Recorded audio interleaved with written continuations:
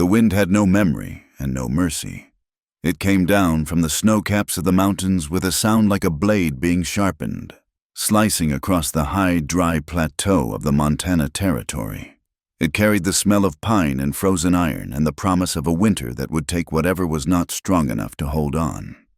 In the shallow basin that offered the only real shelter for 50 miles, the town of Three Forks huddled around its lifeline, the trading post. The town was little more than the post itself, a blacksmith's forge, a livery, and a dozen rough-milled cabins leaking damp wood smoke into the gray air. The mountains, white and silent, watched over it all, massive and indifferent. Elias Wren rode in low on his horse, his shoulders hunched against the cold. The collar of his wool coat, worn thin at the elbows and smelling of animal musk and wood smoke, was turned up to his ears. His hat was pulled down, its brim stiff with ice. He was a tall man, built with the dense, quiet strength of the mountains he hunted.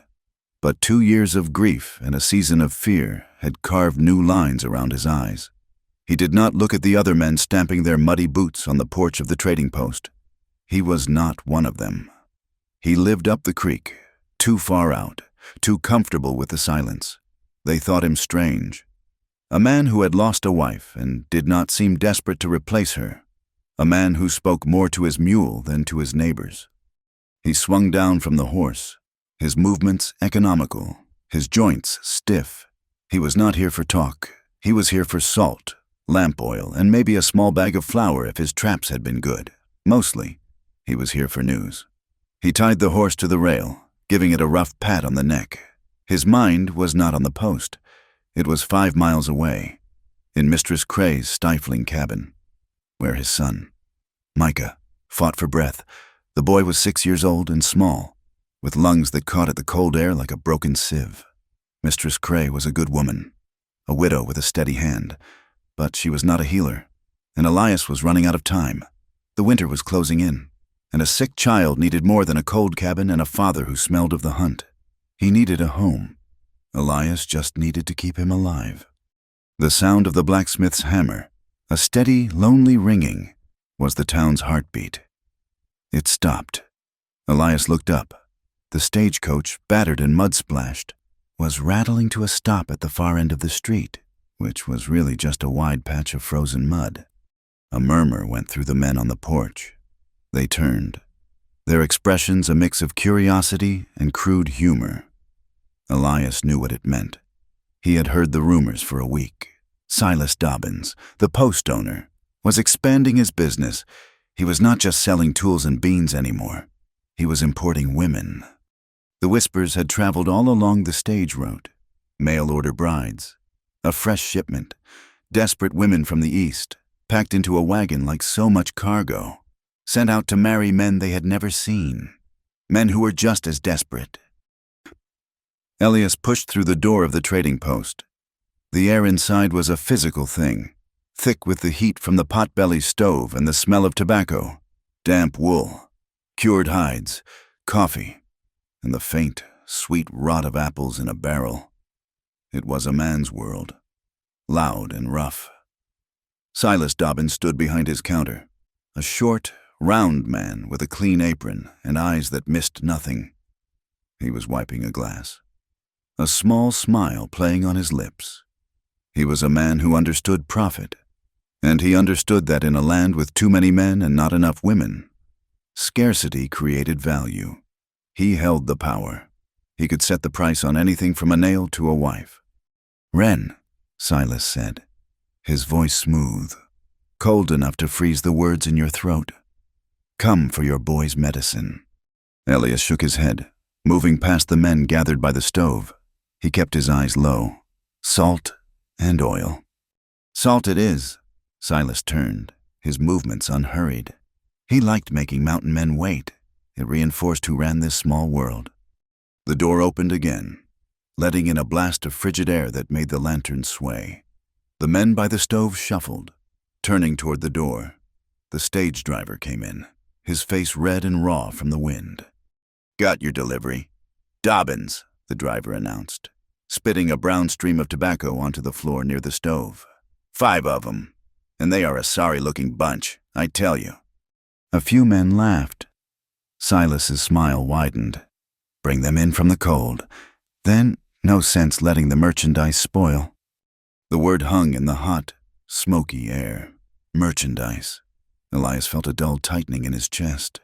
He thought of his late wife, Mary, of her hands, calloused from the garden, of the way she laughed. He looked at the floor. The women were herded in. There were 4 of them, then 5. They were pale, exhausted, and frightened, clinging to small bundles. They wore thin coats, meant for a different world, a world with paved streets and less wind. The men in the store stared, their eyes bold and assessing, moving over the women like they were checking horseflesh. The women, all of them, looked down at the floorboards, their shoulders slumped. They were trying to make themselves small, to disappear. Then Elias saw the last one. She stood just inside the doorway, slightly apart from the others. She was different. She was not looking down. She was not trembling. She was just standing, still as the mountains, her hands clasped in front of her. But it was not her posture that held his gaze.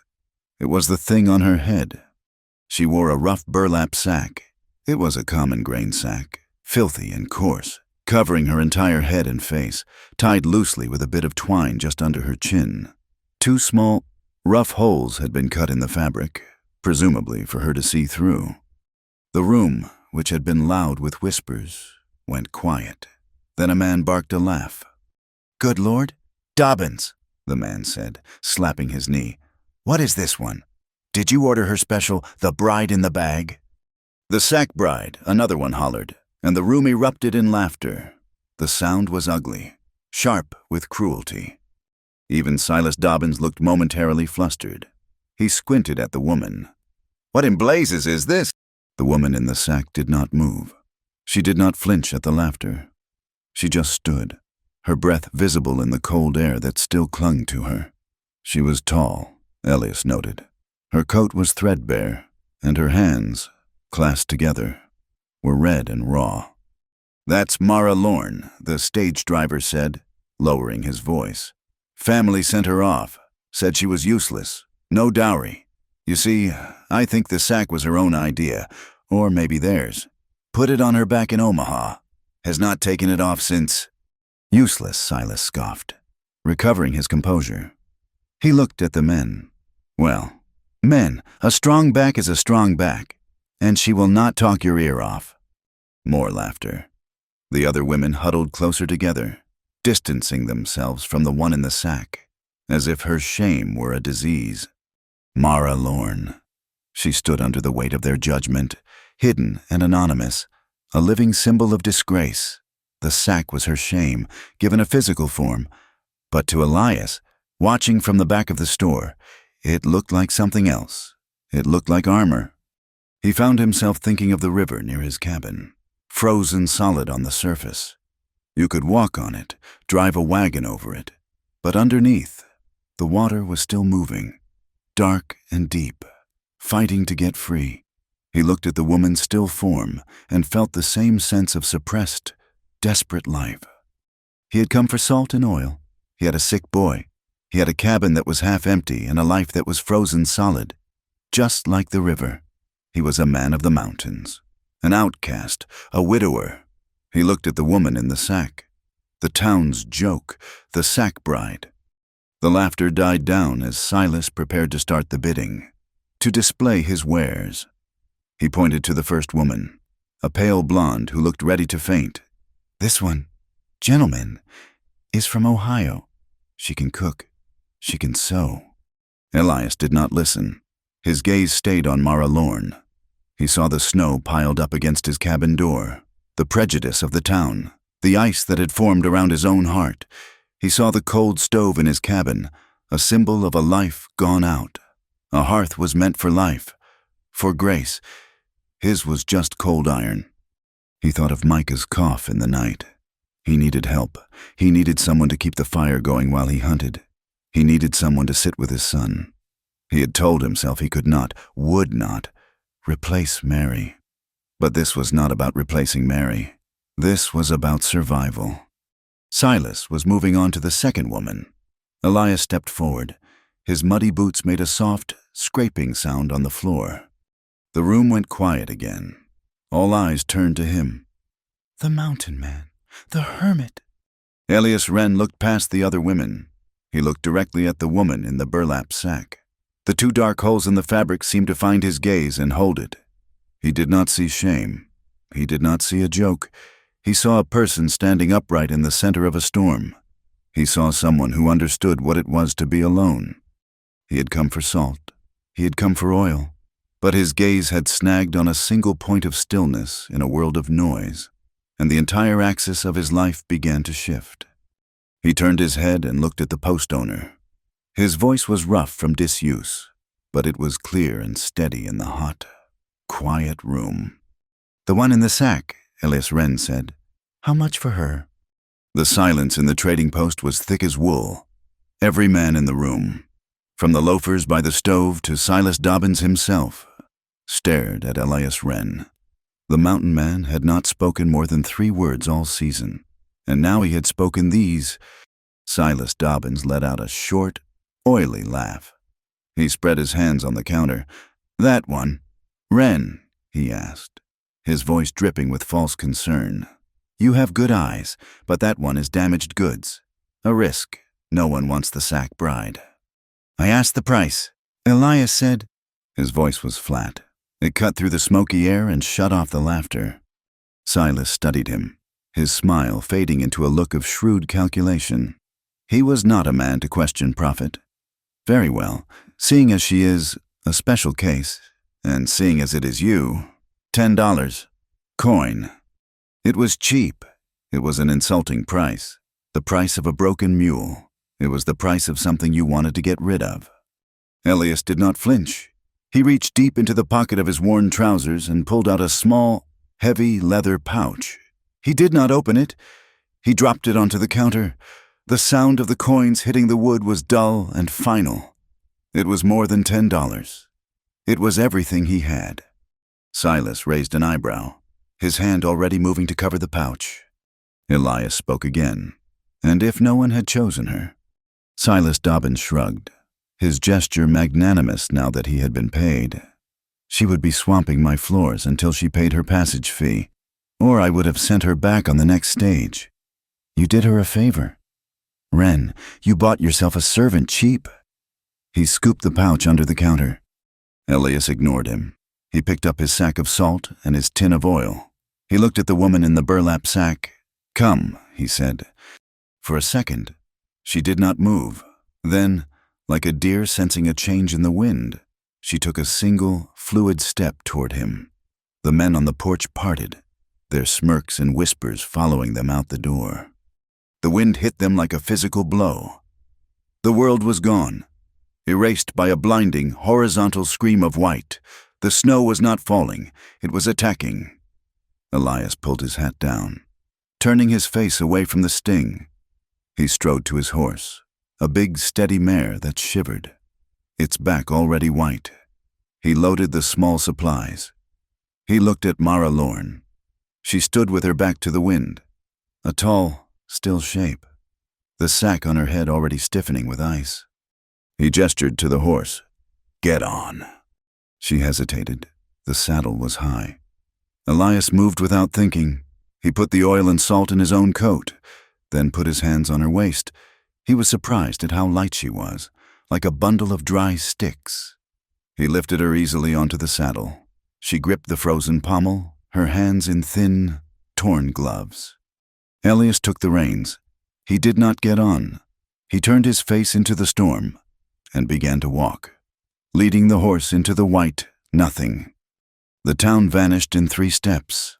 The sound of the forge, the voices, the laughter, all of it was swallowed by the howl of the wind. The world shrank until it contained only 3 things: the man, the woman, and the horse that connected them. The snow was a prison, a physical wall locking them together. The journey was 5 miles. It felt like an eternity. Elias did not speak. He did not need to.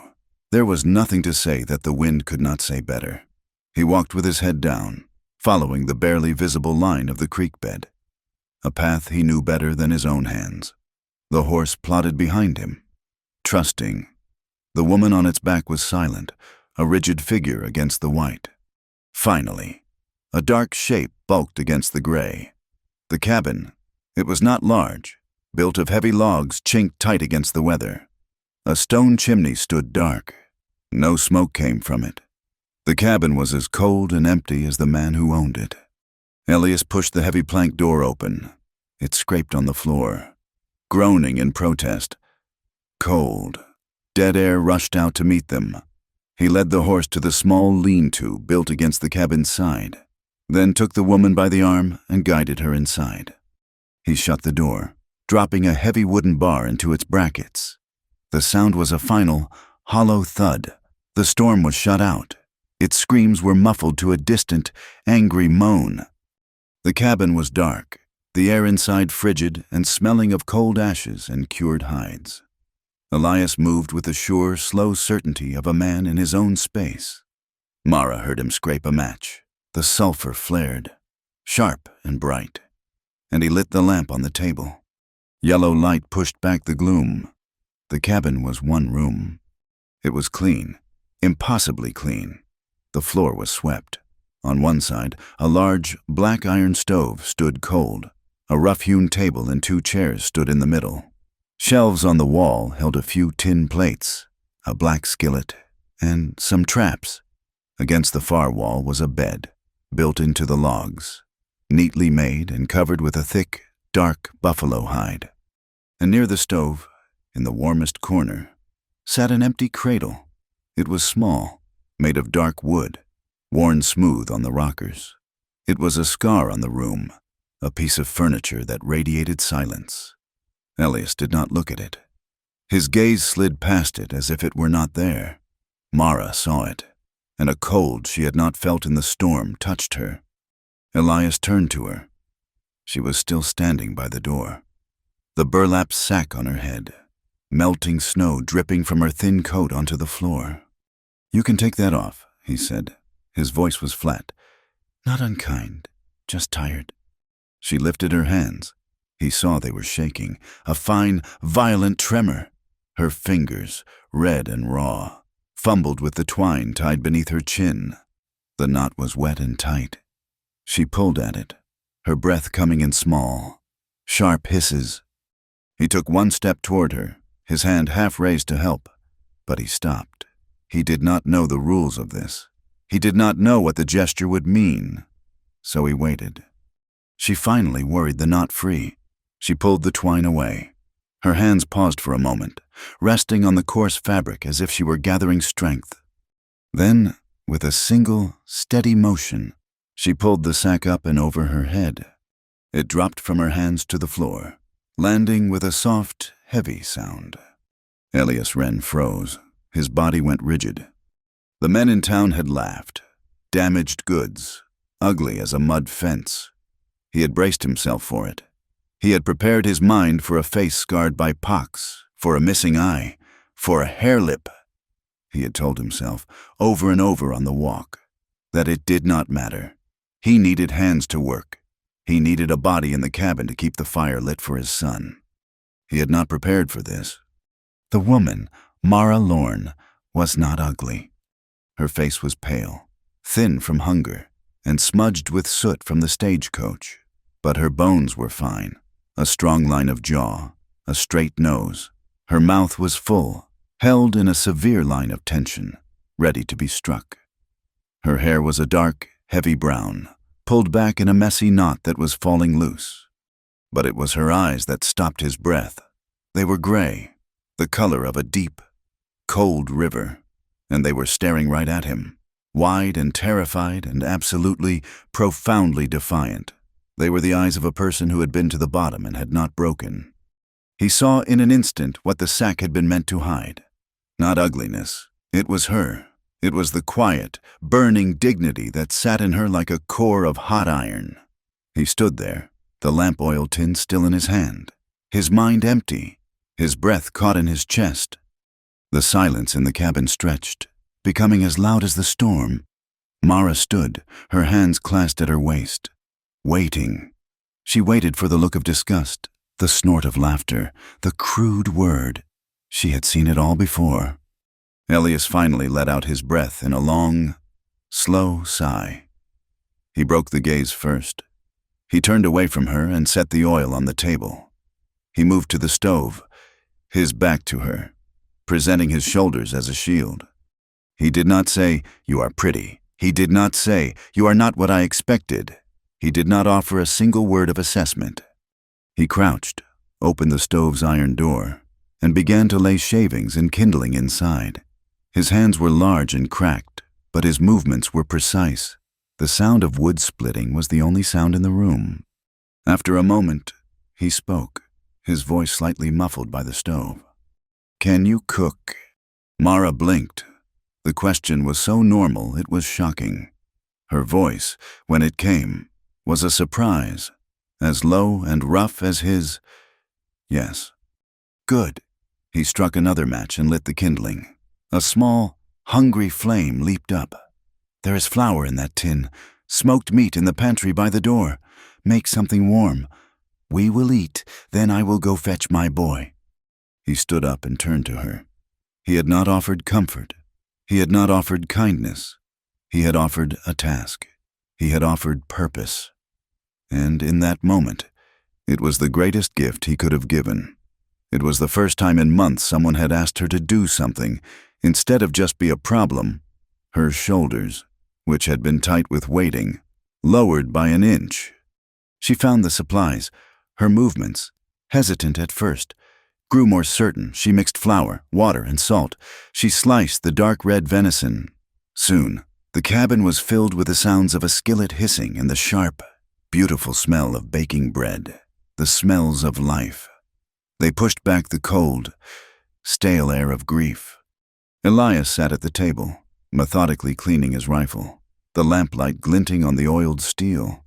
He did not watch her, not directly, but he was aware of her every move. He noted the efficiency of her hands. She did not waste a single motion. When the food was ready, she placed a tin plate in front of him. It held a piece of skillet bread and a heap of fried venison. It was a simple, stark meal. He looked at the plate. Then he looked at her. She was standing across the table, waiting. He bowed his head, just a dip of his chin. "Lord," he said, his voice a low rumble, "we thank you for this food. Keep us safe through the storm. Amen." It was a short, rough prayer, the prayer of a man who lived on terms of stark, daily negotiation with God and nature. From across the table, he heard a faint sound, a whispered echo. Mara had bowed her head too, and her lips had moved with his. "Amen." He looked up. She was already sitting, picking up her fork. An invisible thread, thin as spider silk, had just tied itself between them. They ate in silence. The only sounds were the scrape of forks on tin and the roar of the wind outside. The stove was a living thing now, crackling and snapping, pouring waves of blessed heat into the small room. When they were done, she gathered the plates. "I will fetch the water," he said. He pulled on his heavy coat, took the bucket, and braced himself. He opened the door and stepped back out into the white fury. He was gone for several minutes. When he returned, he was caked in fresh snow, his beard frozen. She had already washed the plates and was standing uncertainly, her gaze fixed on the single, large bed against the wall. Elias understood. This was the moment, the transaction. He ignored the bed. He walked to a large wooden chest at the foot of it. He opened the heavy lid and pulled out 2 thick wool blankets and a single pillow. He walked to the stove, to the patch of floor that was now the warmest place in the cabin. He laid the blankets down, folding one for a pallet, the other for a cover. "You will sleep here," he said. "It is warmest." He then took his rifle and a third, thinner blanket. He went to the chair by the door, the chair farthest from the fire, and farthest from her. He sat down and rested the rifle against his knee. "I will take the door." Mara stared at the pallet by the fire. It was a clear line drawn on the floor. It was a boundary built of respect. He had paid for her. He had bought her. But he was not claiming his purchase. She nodded, her throat too tight to speak. She lay down on the pallet, turning her back to him, facing the fire. The wool was scratchy, but the heat soaked into her bones. She was exhausted, but her mind would not stop. She was in a strange man's cabin, a man who owned her. She should be terrified. But it was a new kind of fear. She was no longer fighting the public shame of the sack. Now she was fighting the terrible, aching sense of debt. What would he expect from her? Not tonight, clearly, but tomorrow. The word bought cycled in her mind, a cruel, heavy wheel. Across the room, Elias sat in the dark. He did not sleep. He listened to the storm, and he listened to the small, quiet sound of a woman breathing in his house.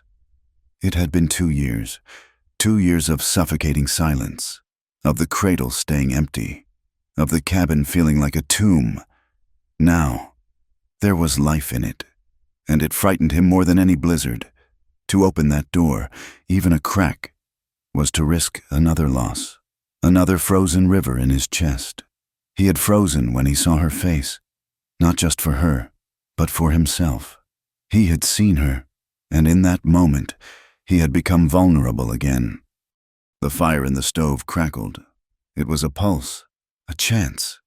Outside, the snow piled higher, drifting against the door, pressing against the single window. It was the world, the rumors, the town, the prejudice. It was trying to get in, but tonight, the door was barred. Mara closed her eyes. She was not free. She was owned. But for the first time in a year, she was warm, and she was not invisible. Elias stared into the dark. He had chosen solitude as his freedom, a cold, empty freedom. Now, a woman slept by his fire. He was trapped, bound by his own desperate act. He wondered if this new prison would be warmer than the freedom he had. He wondered if belonging was just another word for a cage. The morning broke not with light, but with a change in the sound of the wind. It had quieted from a roar to a high, thin whistle. Mara woke with a start, disoriented. She was on the floor, but she was warm. The fire in the stove was a bed of glowing coals, radiating a steady, deep heat across the room. Elias was gone. The chair by the door was empty. She sat up, the wool blankets pooling around her. The cabin was impossibly cold, the air biting at her face. The single window was a solid, opaque sheet of white ice. She heard a sound from outside, a heavy, rhythmic thud. She stood and moved to the door. It was bowed inward, and a fine, glittering dust of snow was piled against the sill. The thud came again, just outside. Elias was trying to get back in.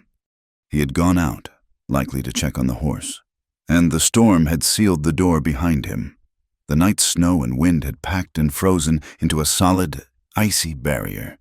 She heard him grunt, his shoulder hitting the heavy planks. The door did not budge. "Elias," her voice was too quiet. He hit it again, harder. "Wait," his voice came through the wood, muffled and distant, frozen shut. Mara stood back, uncertain, her hands clasped. She heard him move away. Then the scrape of metal on ice. He was using a shovel. After a minute, he returned to the door. "Stand clear," he shouted.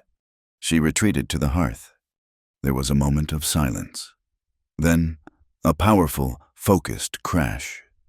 Elias had thrown his entire weight against the door. The cabin logs shuddered. The ice sealing the frame cracked with a sound like a pistol shot. He hit it again, a second impact that shook the latch free. The heavy door burst open, scraping over a bank of snow, letting in a blinding, painful flood of white light and frigid air. Elias stood there, framed against the new, white world. He was covered in snow, his breath a heavy white cloud. He looked not at her, but past her, his gaze sharp and focused. He had opened the way. He stepped inside, kicking the snow from his boots. The world outside is still, he said, but deep. He did not pause. He moved to the pegs by the door and pulled down his heavy hunting coat and rifle. "I am going for my son," he said. He looked at her, his eyes clear and practical. "Keep the fire hot. There is a bucket of snowmelt by the door for water. Make broth if you can." He turned and was gone. The door closed with a solid, final sound, leaving her alone in the cabin. The silence that rushed in was different from the silence of the night. It was an empty, waiting silence. She was alone in his home. His life was here, in this room. She tended the fire, her movements economical, just as his were. She found a small piece of dried deer meat and set it to boil, adding salt. With the tasks done, she found herself adrift.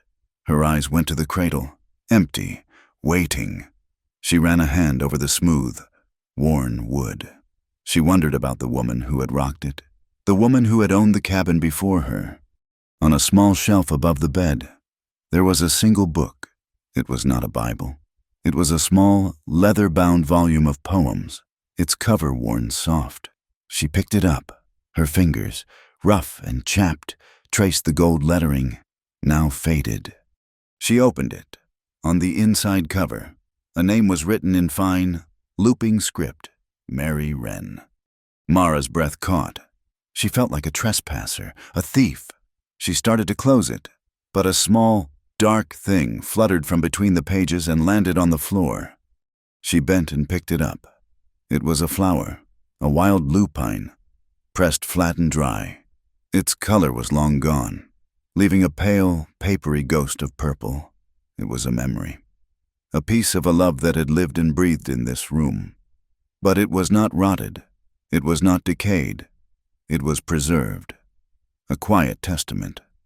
She held the fragile thing in her palm and felt a pang, not of jealousy, but of a strange, shared sadness. She gently placed the flower back in the book and set the volume back on the shelf. Exactly as she had found it. She now understood the cradle better. Hours passed. The wind died completely, and a pale, watery sun made the ice on the window glow. Mara began to worry. The silence stretched. Finally, she heard the crunch of snow. She ran to the window, rubbing a small patch of ice clear with her palm. Elias was not on the horse. He was walking, his steps slow and measured, breaking a new path through the deep drifts. He was carrying a bundle in his arms, held high against his chest. She rushed to the door, pulling it open. He did not look up until he was at the step. His face was grim, etched with fatigue and anxiety. He stepped past her without a word, moving straight for the fire. He went to the empty cradle and knelt, gently, so gently, placing the bundle inside it. It was a child, a small boy, no more than 6, wrapped in layers of blankets. He was pale, his skin having an almost translucent, waxy look.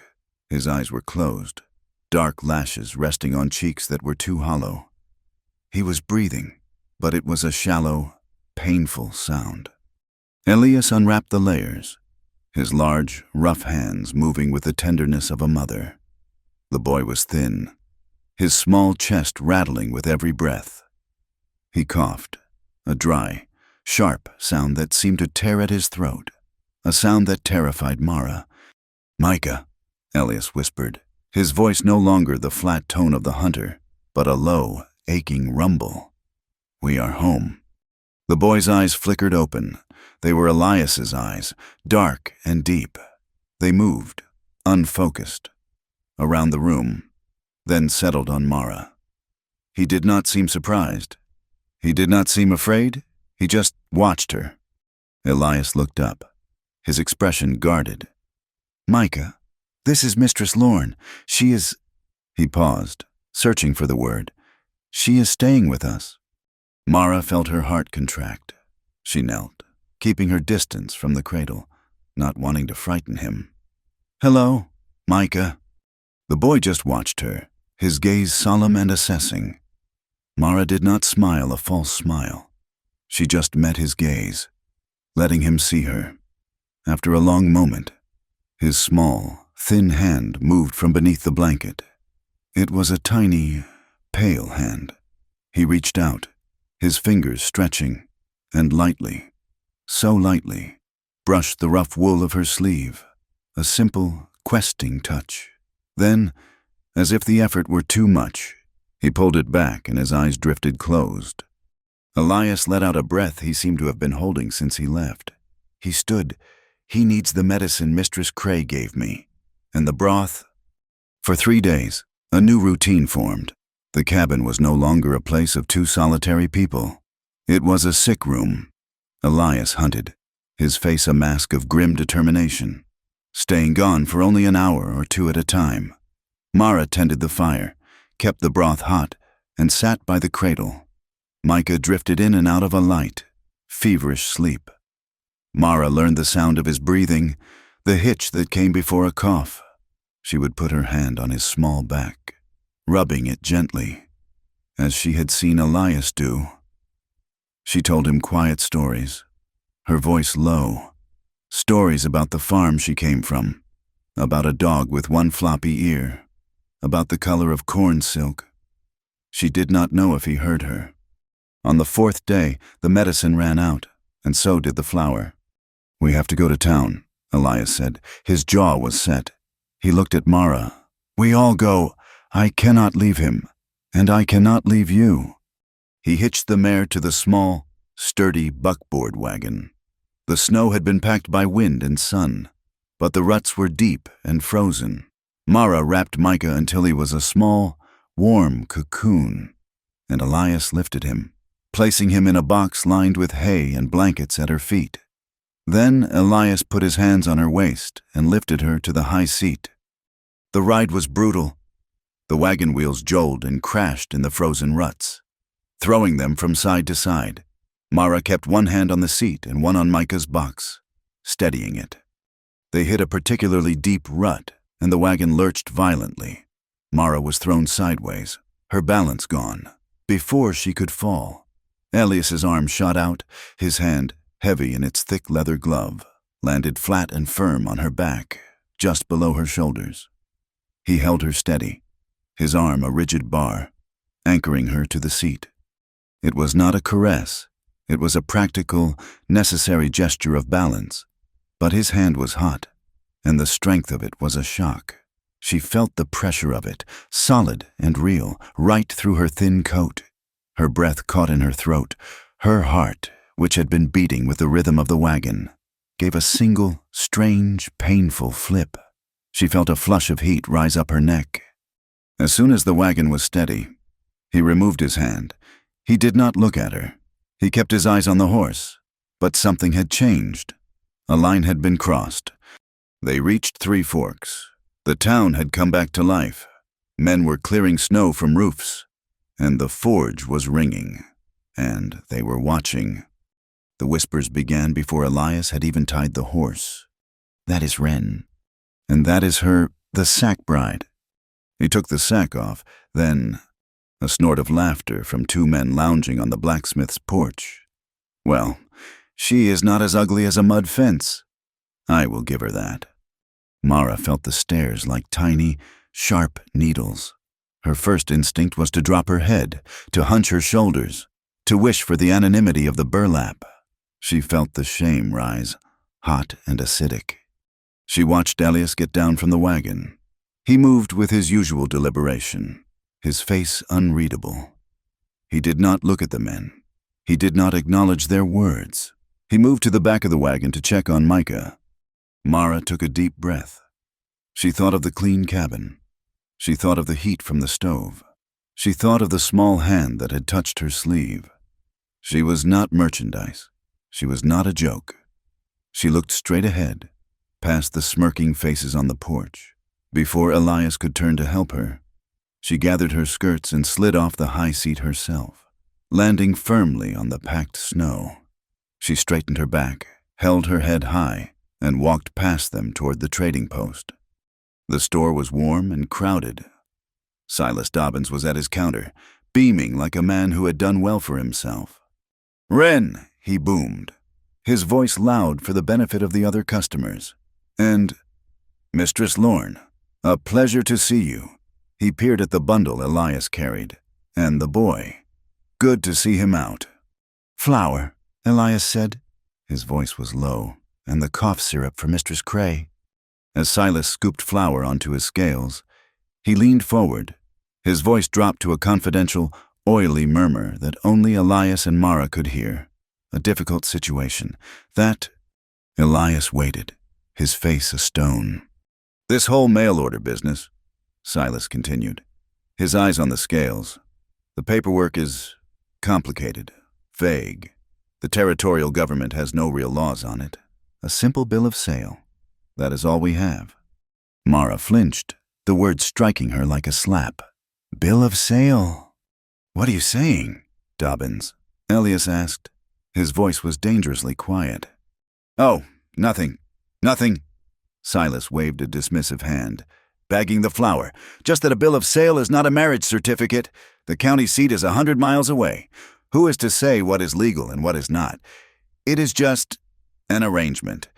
And arrangements, well, they can be rearranged." He slid the bag across the counter. "There is a reason she was cheap. Wren, but I have had 3 men in here since that day. Good men with coin, asking about her. They heard she cleaned up nice. They would be willing to pay a proper price. Triple what you paid. If you, say, found the arrangement was not to your liking." Elias's hand rested on the counter.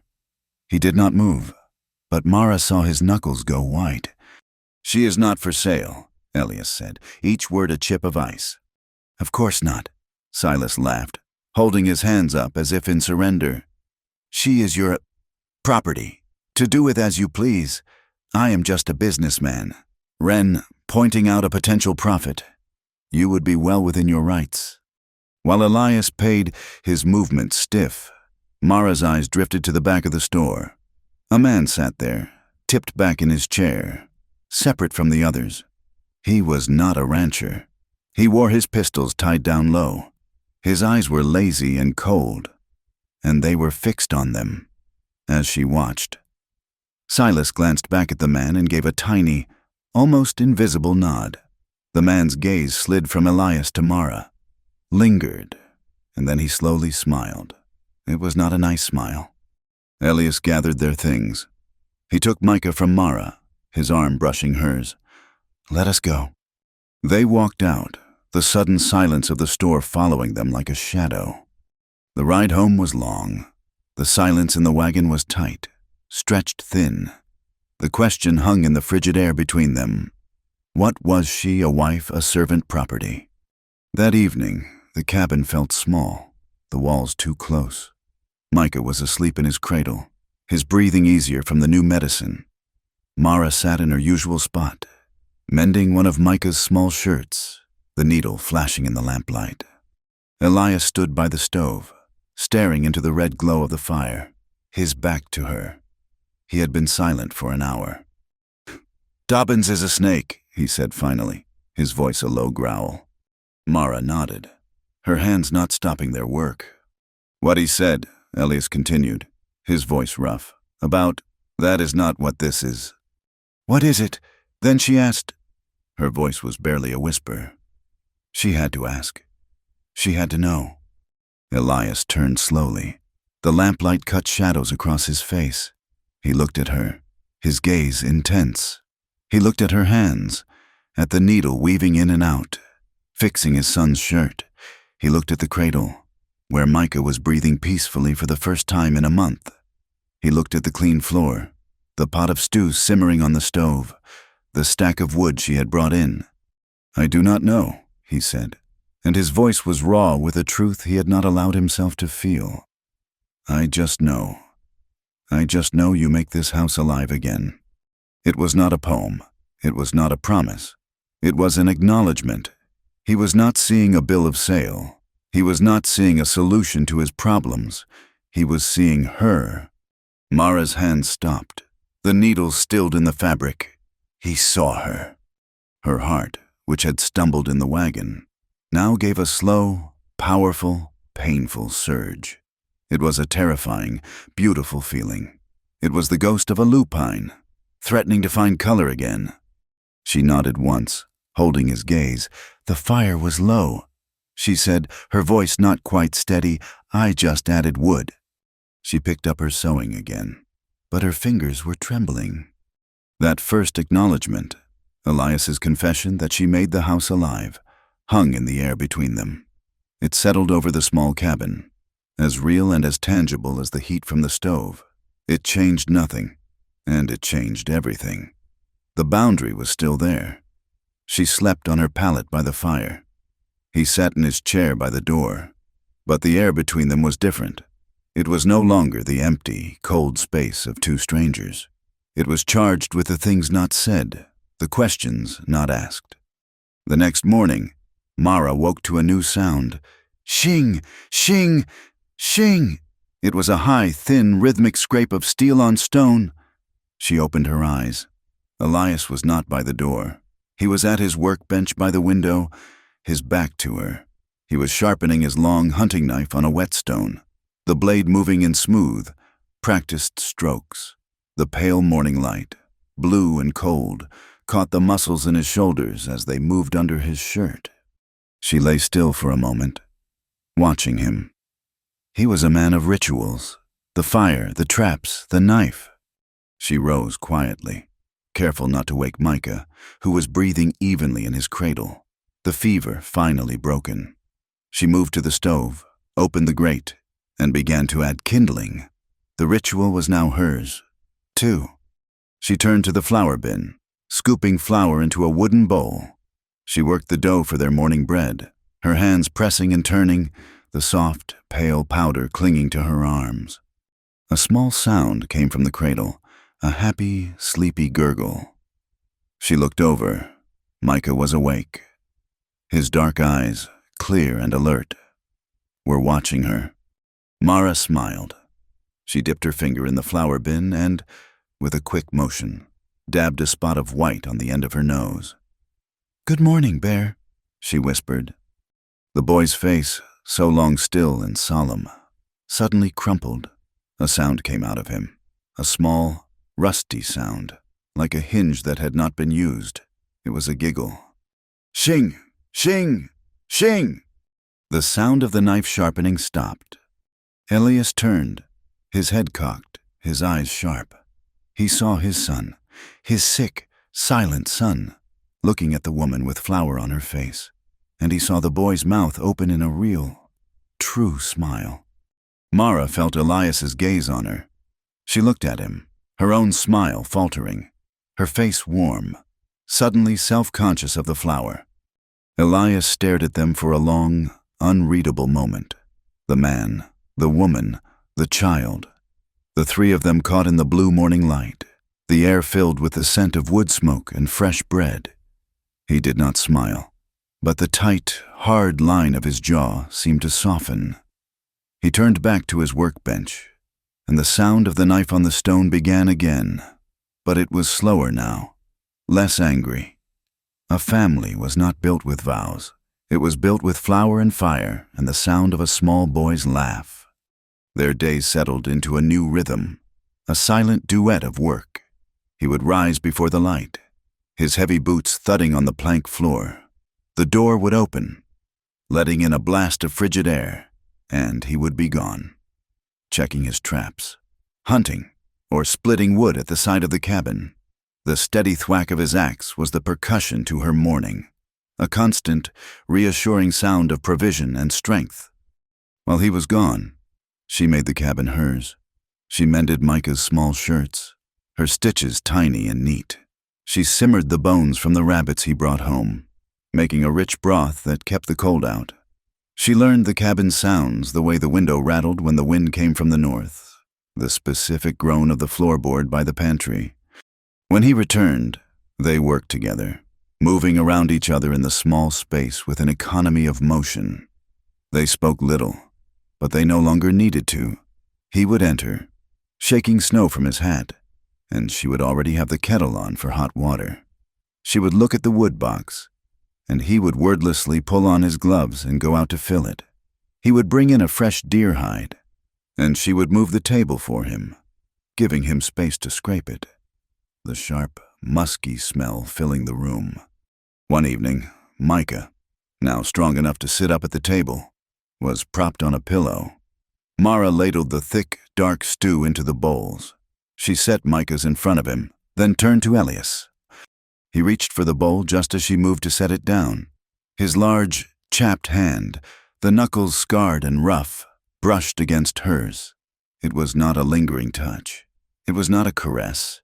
It was the simple, unplanned contact of two people living in close quarters. But it felt like a brand.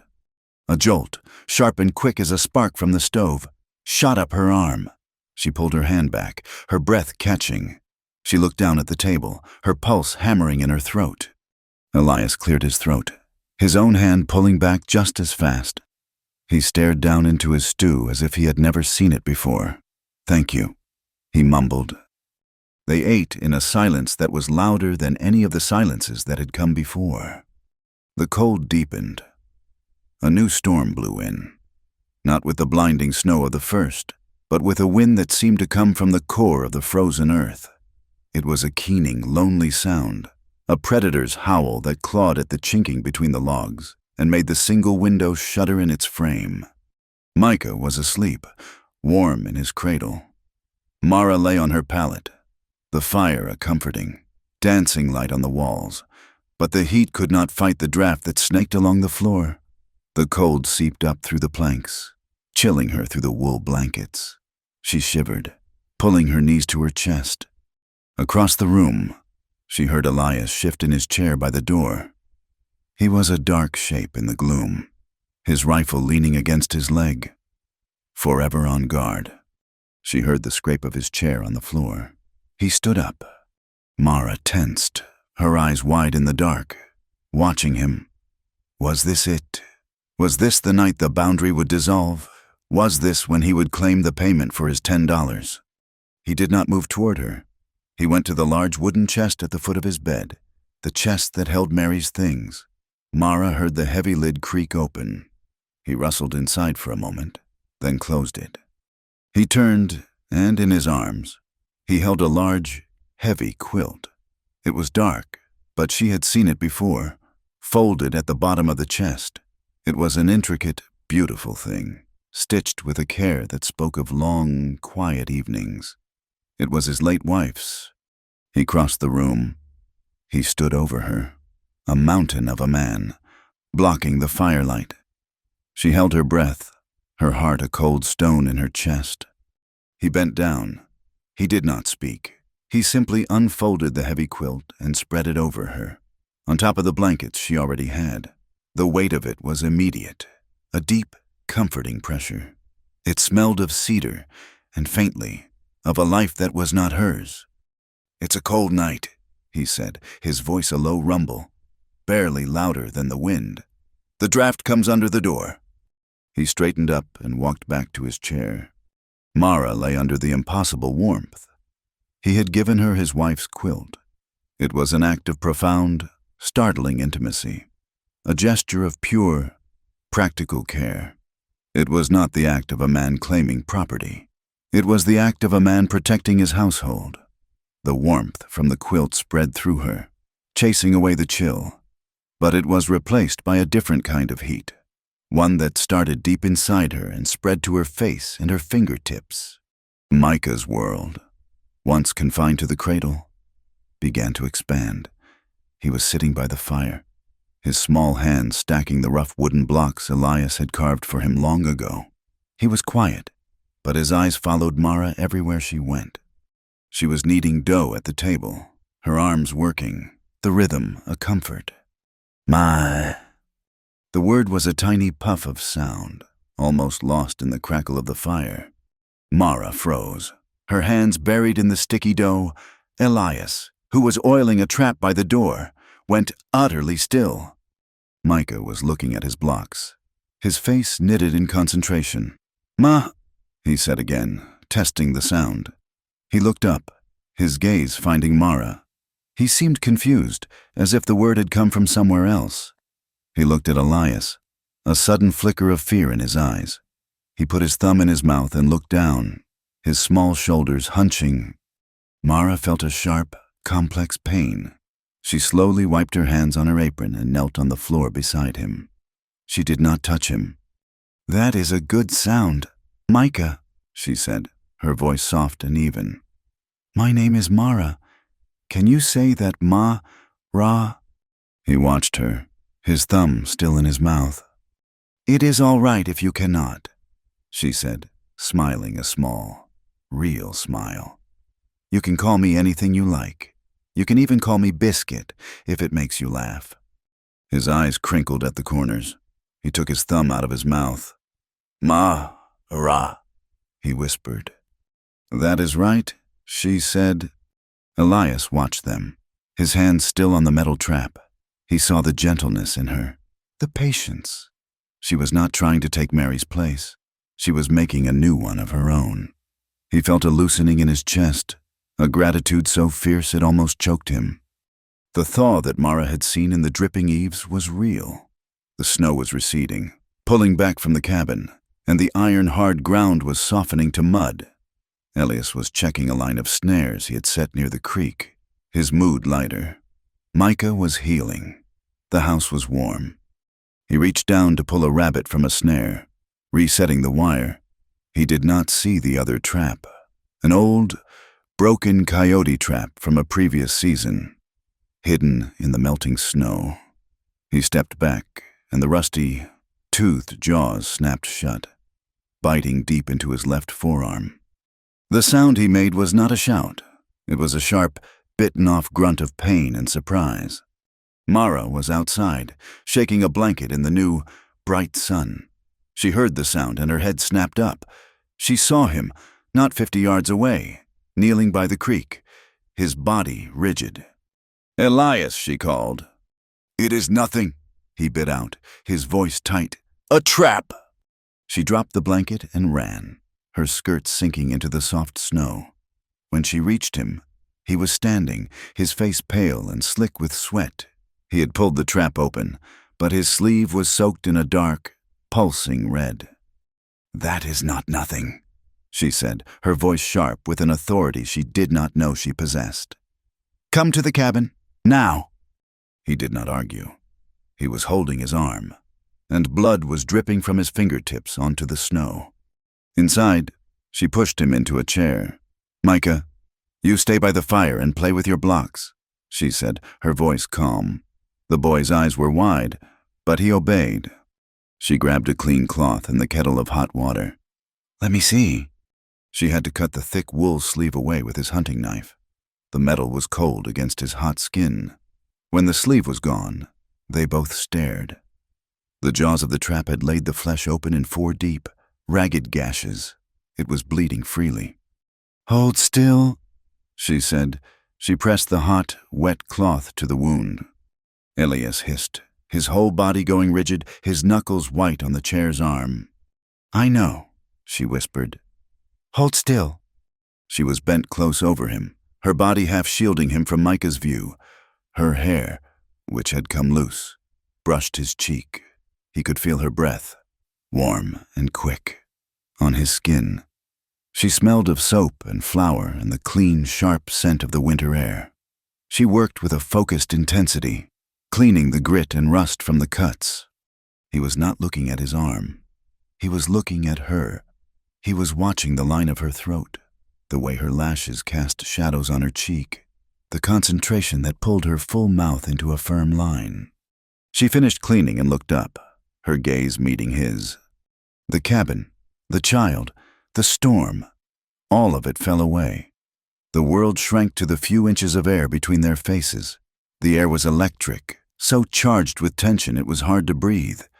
He could see the small, fine pulse beating in her throat. He could see the gray of her eyes, no longer cold like a river, but warm, like smoke. He leaned forward. It was an involuntary motion, a pull as strong as gravity. Her lips parted. She did not move.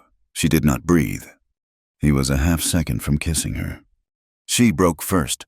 She gasped, a small, sharp intake of air, and pulled back. She stood up straight, her hands, now covered in his blood, flying to her chest. She turned away, grabbing a roll of clean linen. "It needs to be bound," she said, her voice thin and breathless. "Tightly." Elias let out a long, ragged breath. He ran his good hand over his face. "Yes," he said, his voice thick. She wrapped his arm, her fingers working with a speed that was almost frantic. Her hands were trembling. They did not speak. The tension remained, a living, breathing thing in the room, coiled and dangerous. A week later, his arm was healing, and they needed supplies. They rode into Three Forks, the three of them on the buckboard, Micah sitting between them, chattering about the blacksmith's dog. As they pulled up to the trading post, the usual loafers were on the porch. They looked up, their expressions ready to shift into the familiar smirks. But they stopped. What they saw was not the hermit and the sack bride. They saw Elias Wren, his arm in a clean white sling, and the woman, Mara, her head held high, and between them, they saw the boy. Micah, his cheeks filled out, his eyes bright. He looked healthy. He looked happy. As Elias tied the horse, one of the men, a rancher named Jedson, nodded. "Wren," he said. It was not much. It was one word, but it was not a joke. It was a greeting. As they walked onto the porch, Hattie Crowell, the town's main gossip, was coming out. She stopped, blocking their way. She looked at Mara, at her clean dress, at the way she held the boy's hand. She looked at the smiling, healthy child.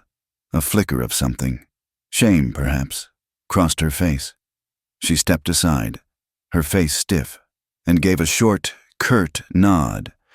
The wall of prejudice had its first crack. Inside, Silas Dobbins watched them enter. He saw the nods. He saw the changed expressions. And he did not like it. He had lost his profit on this woman, and now he was losing his power over her. "Wren," he said, his voice flat, all the false charm gone. "And Mistress Lorne, back again. I see the boy is better." "Flour," Elias said, "and more linen." Silas measured the flour, his movements jerky. "You know, Wren," he said, his voice low and venomous. "The town council had a meeting. I brought up your situation." Elias went still. "I have no situation." "Oh, but you do," Silas hissed, slamming the flour bag on the counter. "This is a decent town. We have standards, and the council agrees. This living arrangement is not moral. It's an offense." "What are you saying, Dobbins?" Elias's voice was a low growl. "I am saying the council has passed a new decree, at my urging. Any household formed irregularly must pay a $30 confirmation fee to the town to have the union recognized as a legal marriage." $30. It was an impossible sum, more than Elias had paid for her 3 times over. "And if I do not pay?" Elias asked, his voice deadly. Silas smiled, a thin, triumphant smile. "If you do not pay, then the bill of sale stands as written.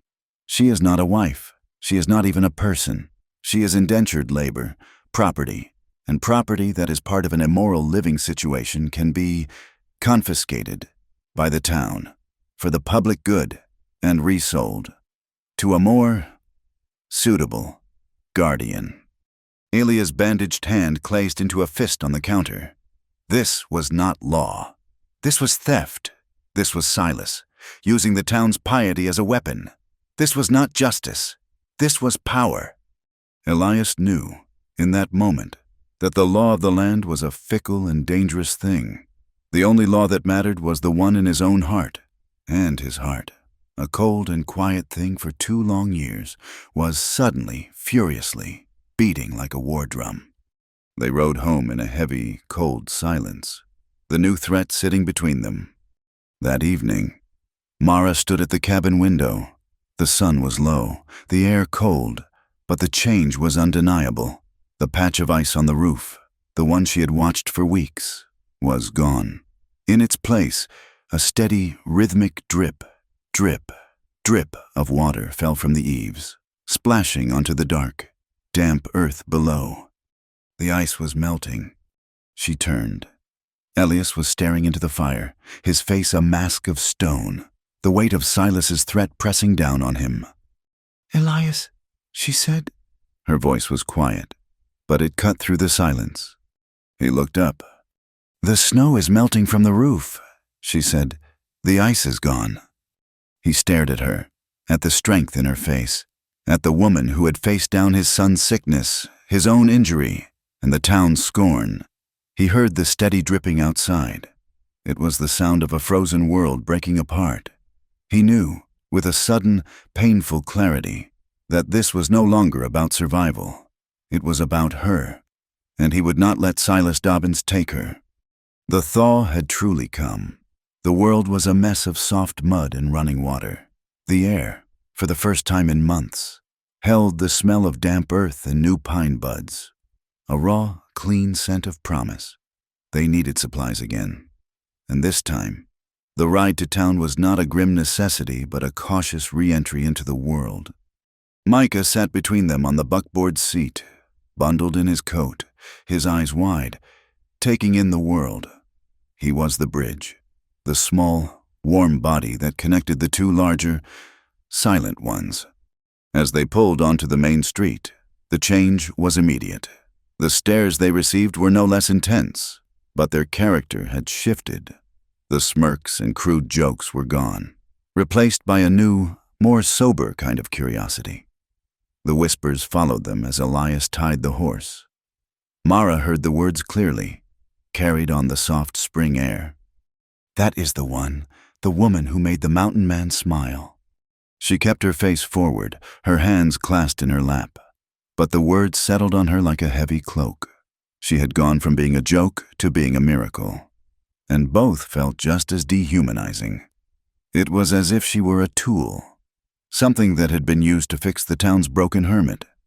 They heard another whisper, lower, more venomous, "Paper marriage." That was Silas's work, the poison he had dripped into the town's well.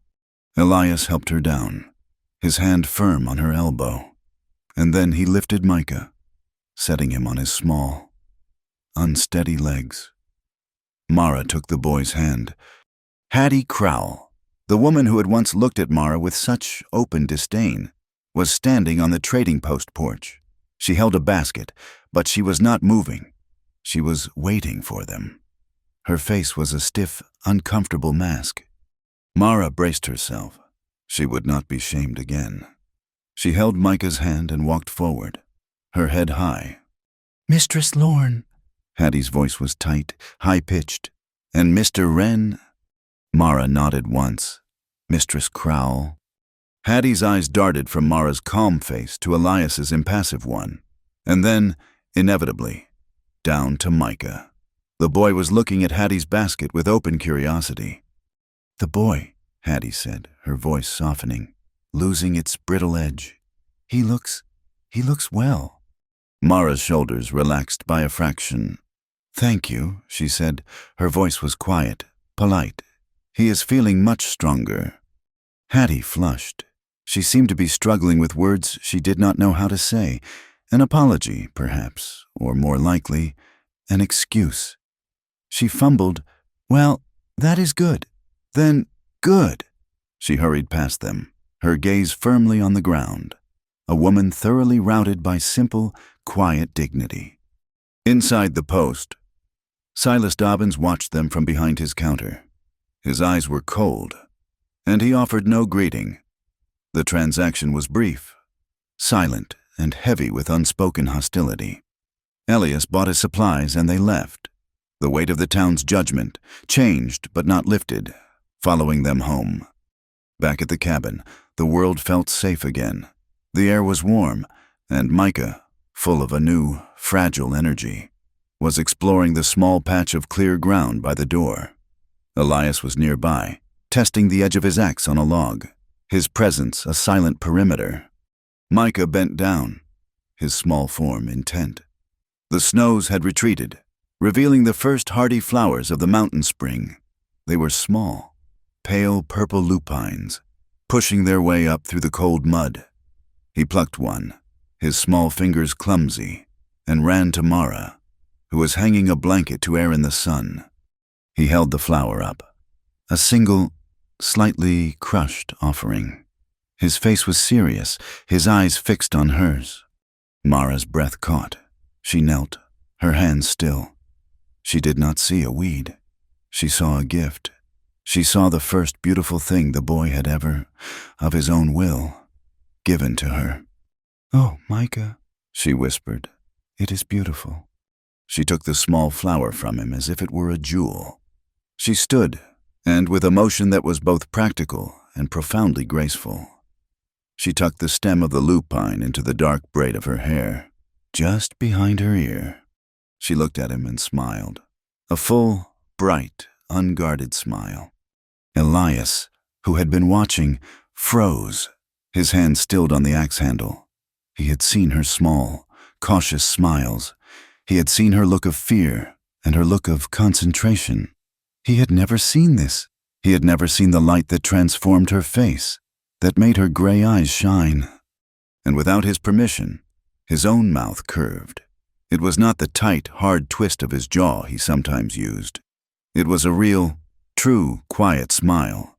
It was short, and it was deep, and it reached his eyes. Mara saw it. Their gazes met and held over the boy's head. She saw his smile, and her own faltered, becoming something more shy, more intimate. His smile was a mirror, reflecting her own, and in that shared moment, something nameless and powerful passed between them. The late afternoon light was golden and thick, slanting through the pines. The air grew cold as the sun began to dip behind the peaks. They were by the creek, the water running high and fast, brown with melt. They were washing the large, greasy stew pot, a task too big for the small basin in the cabin. They knelt side by side on the damp bank. The water was so cold it was a pain, turning their hands red and numb in seconds. Mara scrubbed, her knuckles raw. Elias rinsed, his larger hands moving in the icy current. Their fingers brushed, again and again. Each touch was accidental, a simple consequence of the shared task. But each touch sent a jolt through Mara, a sharp contrast of his skin, rough and warm, against the ice of the water. They worked in silence for a long time, the only sound the rush of the creek and the scrape of sand on iron. Elias stopped, his hands deep in the water. He was not looking at the pot. He was staring at the far peaks, now turning a dark, bruised purple in the twilight. His voice was low, rough, not much louder than the water. He was speaking almost to himself. "I used to come out here," he said, "just to watch the sun go down on those peaks. After I thought the mountains would be my last friend." He paused, his breath a white cloud in the cold air. "I thought I would just live up here until I was as old and as cold as they are." Mara stopped scrubbing.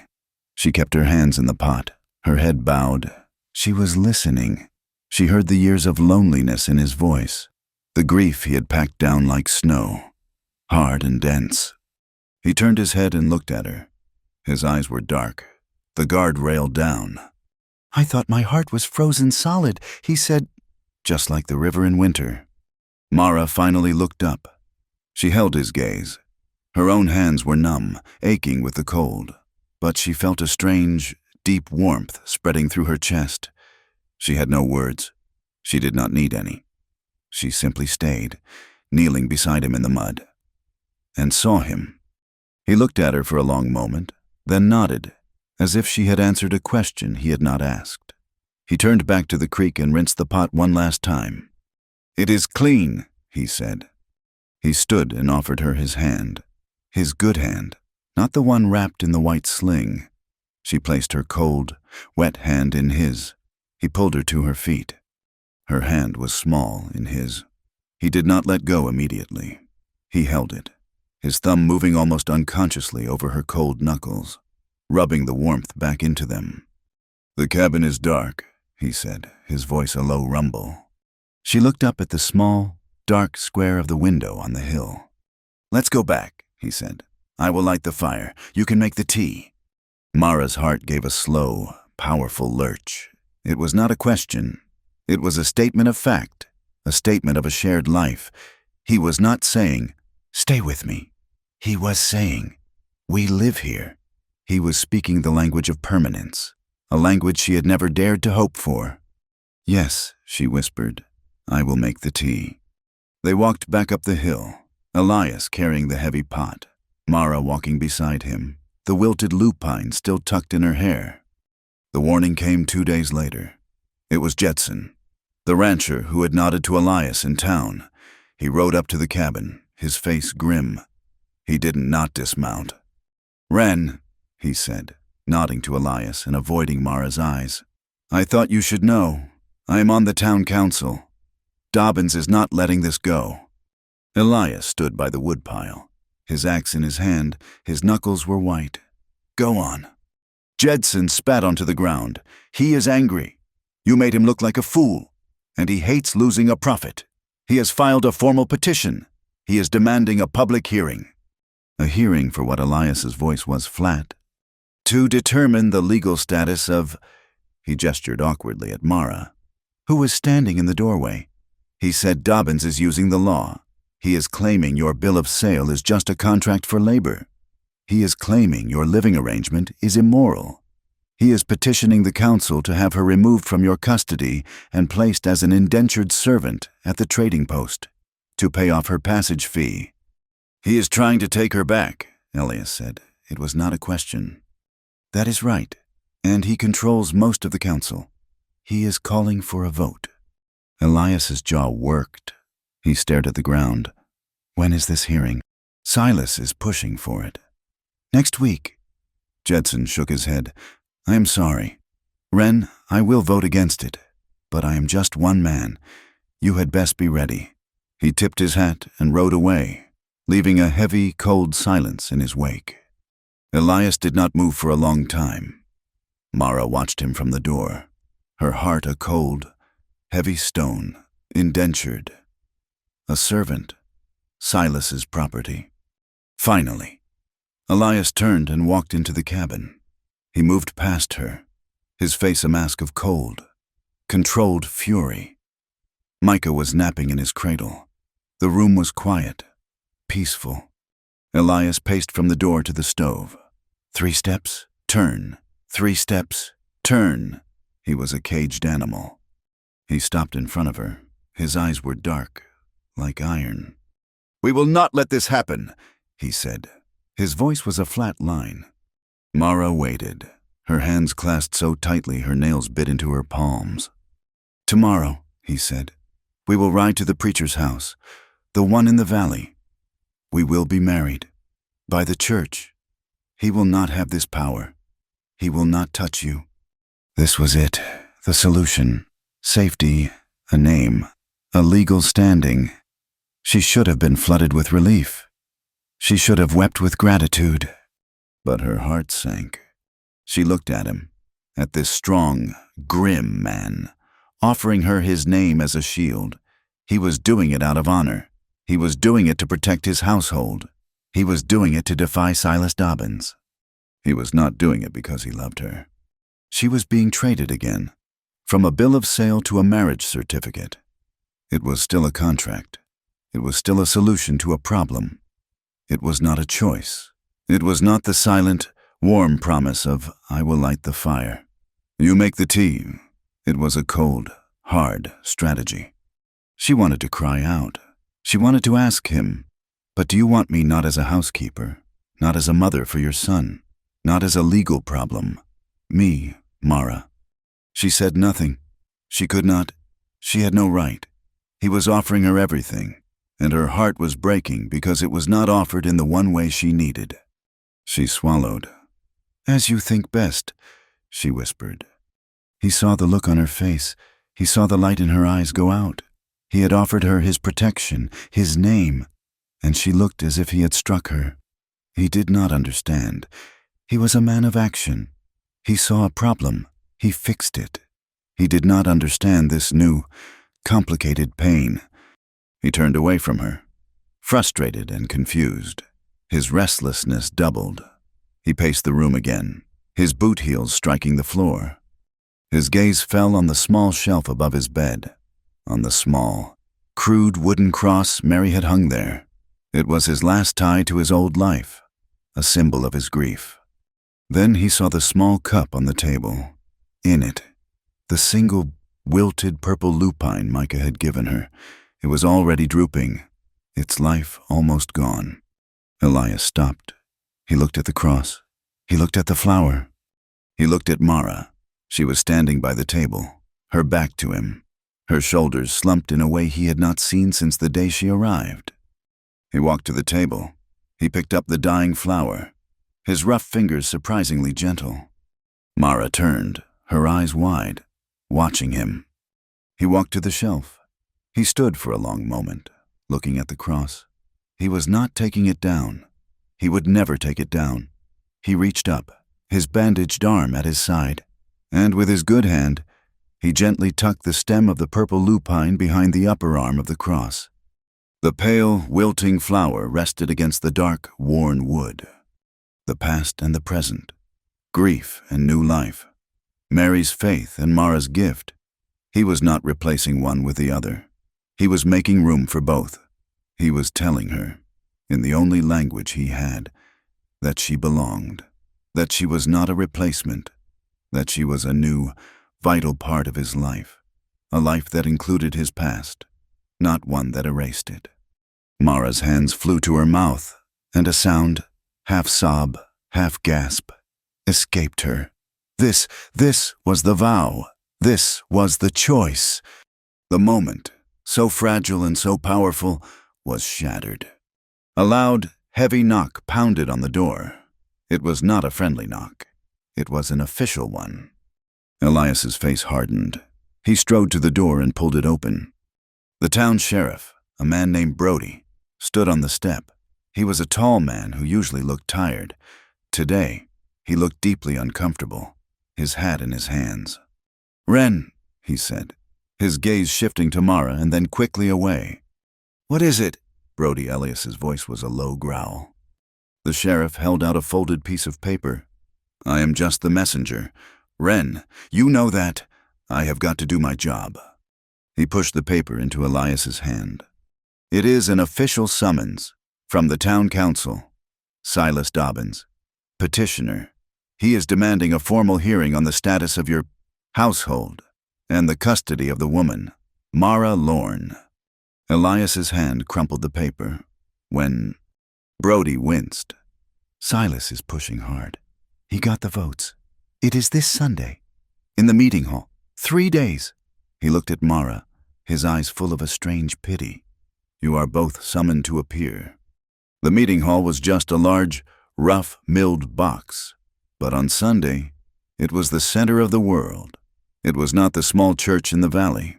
This was a place for man's law, and it smelled of damp wool, unwashed bodies, tobacco, and the faint, greasy odor of the oil lamps that smoked in brackets on the walls. The plank floor, caked with old mud, creaked under every shifting boot. The entire town was there. It was a trial, and it was entertainment. Every bench was full. Elias Wren, Mara Lorne, and Micah entered, and a wave of silence rolled back from the door. Elias held Micah, his bad arm in its sling, the boy's head resting on his good shoulder. Mara walked beside him. She was not wearing the thin, torn coat she had arrived in. She wore a dress she had remade from one of Mary's, a dark blue wool that fit her well. Her hair was pulled back neatly. She looked not like a servant, but like a wife. They took their place on a hard bench at the front. Mara could feel the stares, a physical pressure on her back. She saw Hattie Crowell, her face pinched.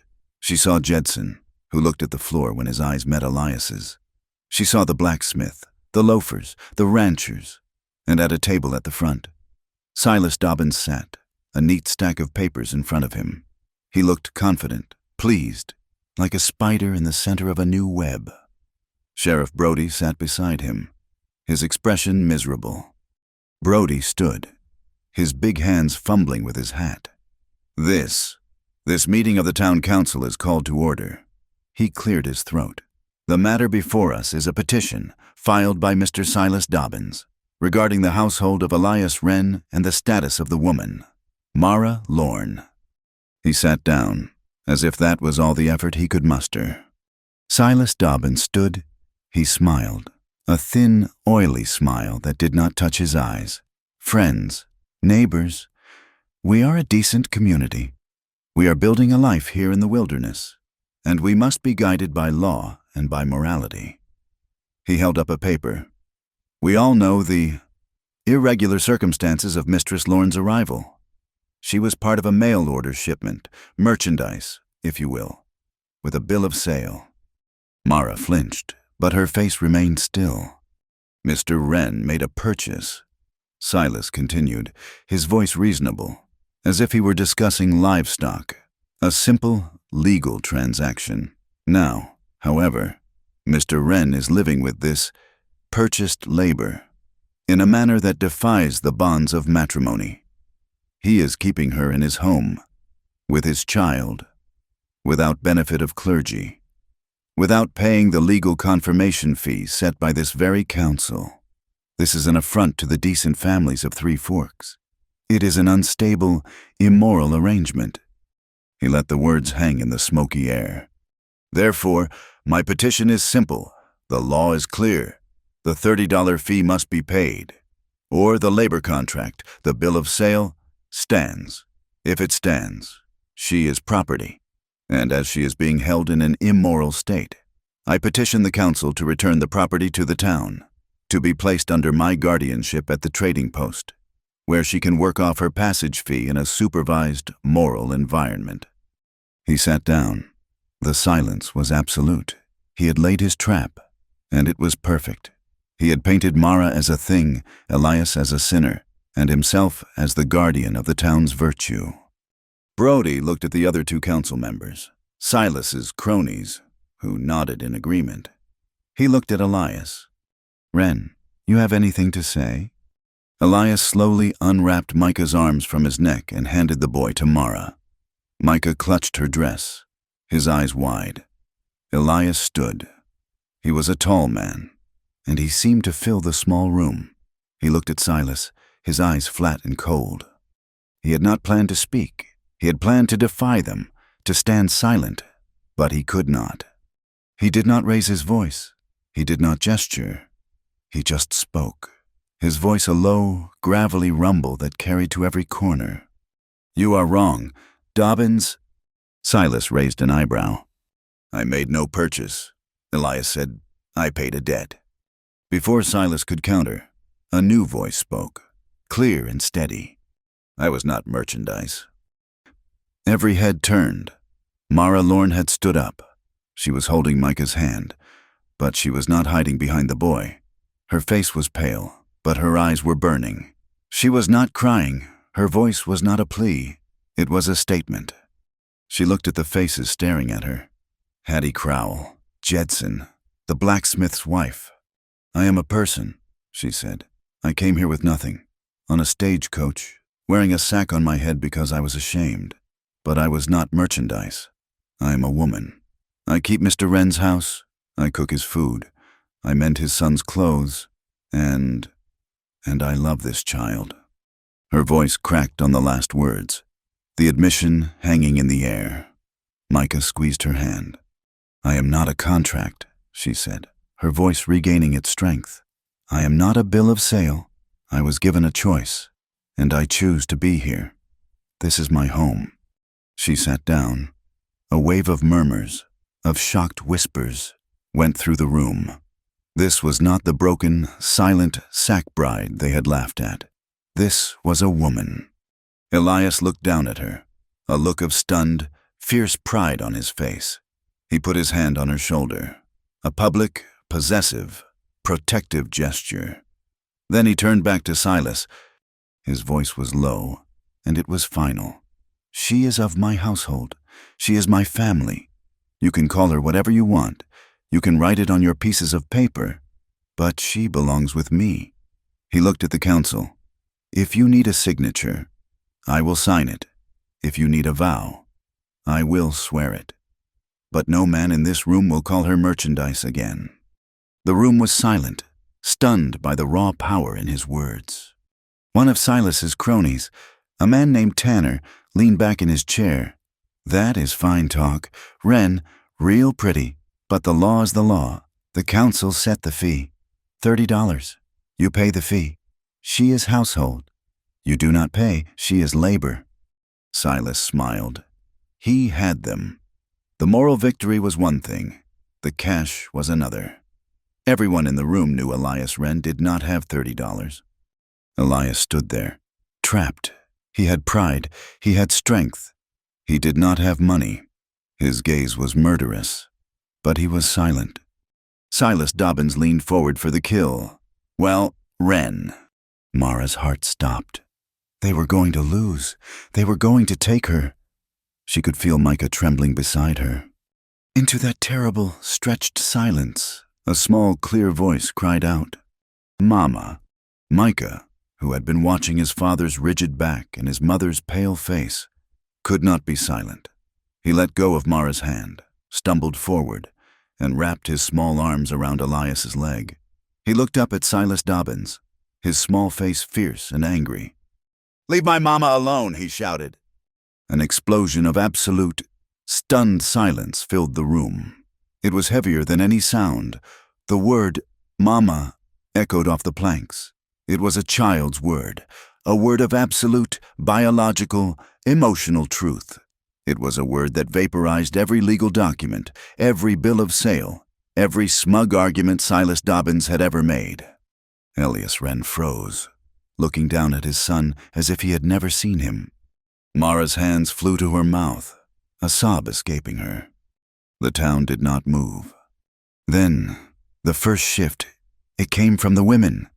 Hattie Crowell's pinched face suddenly crumpled. She looked at the blacksmith's wife, whose eyes were full of tears. The woman nodded once, her face set. A quiet, angry murmur started among the women. They were not looking at a legal problem. They were looking at a family. They were looking at a child, healthy and bright, who had been sick and dying. They were looking at a woman who had healed him. And they were looking at Silas Dobbins as if he were something unclean. Sheriff Brody saw it. He was a man who understood power, and he saw it shifting in the room like a blizzard. He saw the fury on the faces of the town's wives, and it was a force more powerful than any council decree. He stood up, slamming his hand on the table. "Enough," he boomed, his voice startling. Silas looked up, shocked. "Brody!" Brody ignored him. He looked at the council. This situation is not as clear as we thought. He was improvising, his face red. The council finds that—" He looked at Micah, who was still clutching Elias's leg. "The council finds that this arrangement requires further observation." Silas stood up. "Observation, Brody. The decree is clear." I said, "Enough." Silas Brody's voice was a whip crack. "This is not a judgment. This is a postponement. 1 week. He looked at Elias and Mara, his expression still grim, but changed. "The council will give you 1 week to authenticate this arrangement, to prove it is a stable family." He looked at the angry women. "We will not be rushed. Meeting adjourned." He slammed his gavel, and the room exploded into noise. Silas Dobbins was livid. His face was a dark, mottled red. "Authenticate," he hissed at Brody. But Brody was already pushing his way through the crowd. Jedson was at his side. "That was a good call, Sheriff." Silas was left alone at the table, his perfect legal trap in ruins, defeated by a single word from a 6-year-old boy. Elias scooped Micah up into his arms, his heart pounding so hard he could barely breathe. He held the boy, burying his face in his small hair. He grabbed Mara's hand, his grip like iron. "Let's go home." They walked out of the hall. The crowd parted for them.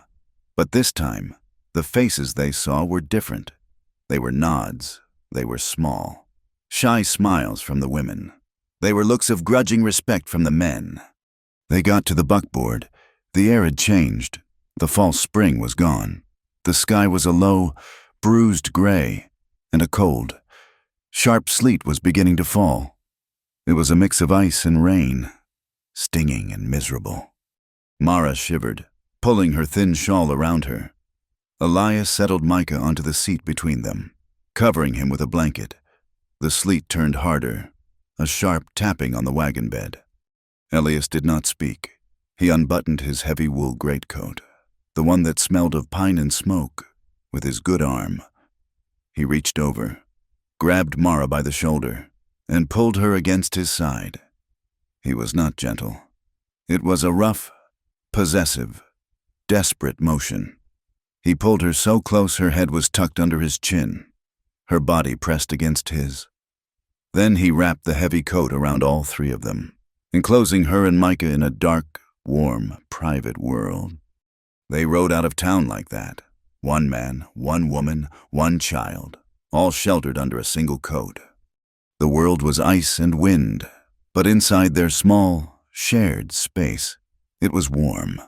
Mara was pressed so tightly against him she could feel the solid, steady beat of his heart against her back. She could feel the muscles of his side, hard and strong. She could feel his breath, warm on the top of her hair. He held the reins in his one good hand, his arm a rigid, protective bar around her, holding her to him. This was more intimate than any touch had been. It was a public declaration. It was a fortress. She was no longer her own. She was his. She was of his household. And for the first of her life. That thought did not feel like a cage. It felt like a foundation. That evening, the cabin was quiet. The sleet tapped against the window, but the fire was hot. There was a knock on the door. Elias grabbed his rifle, his body tensing. He opened it to find not the sheriff, but a small, older man with white hair and kind, wrinkled eyes. It was Father Miles, the priest from the valley. Elias lowered the rifle, surprised. The priest smiled. "I was in town.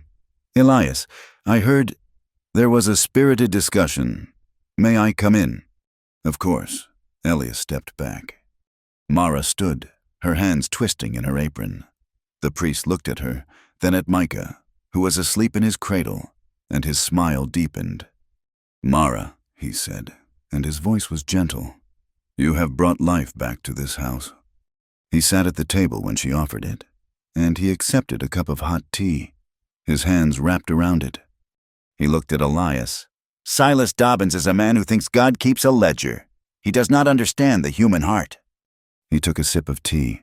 "You did well today, son, and you, Mistress Lorne. You spoke the truth." He leaned back. "A vow," he said, his gaze distant. "A vow is an easy thing to say, a few words in a church, and it is done." He looked at Elias, his eyes sharp. "Living that vow, that is the hard part. Living it when the wood is wet, and the child is sick, and the anger is hot, living it day after day." He smiled, a small, kind smile. "It seems to me, you two have started with the hardest part first. The rest should be easy." He stood, placing his cup on the table. "God bless this house." He left them, a quiet, peaceful presence in the wake of the day's storm. Later that night, the cabin was dark.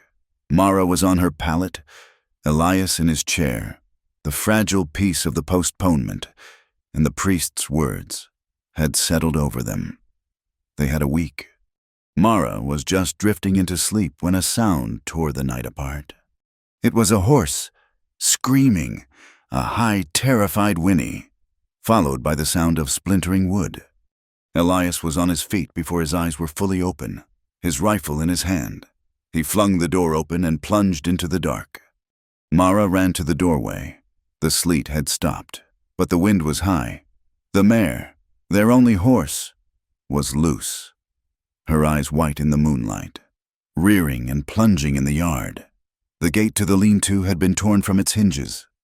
Elias, his bad arm useless, fought with his good one to catch the mare's trailing rope, his voice a low, soothing rumble, trying to cut through her panic. As he finally got a hand on her halter, his boot slipped in the mud. He looked down.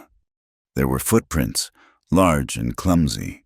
leading away from the lean-to, and the air, even in the wind, was thick with a new, sour smell, the unmistakable, rank odor of cheap whiskey. Elias's head snapped up, his gaze finding the dark trail that led back to town. This was not an accident. This was not a storm. This was Silas. He had lost in the hall. He could not fight them in the light. So he had sent a drunkard in the dark to strike at their life, to cripple them. The war was not over. It had just turned ugly. The high, tearing scream of the mare ripped the night in two. Elias was already moving, his rifle in one hand, his body a tense line of fury. He plunged from the doorway into the freezing mud of the yard, Mara just a step behind him, her heart hammering against her ribs. The scene was chaos. The heavy gate to the lean-to was torn off, its hinges splintered.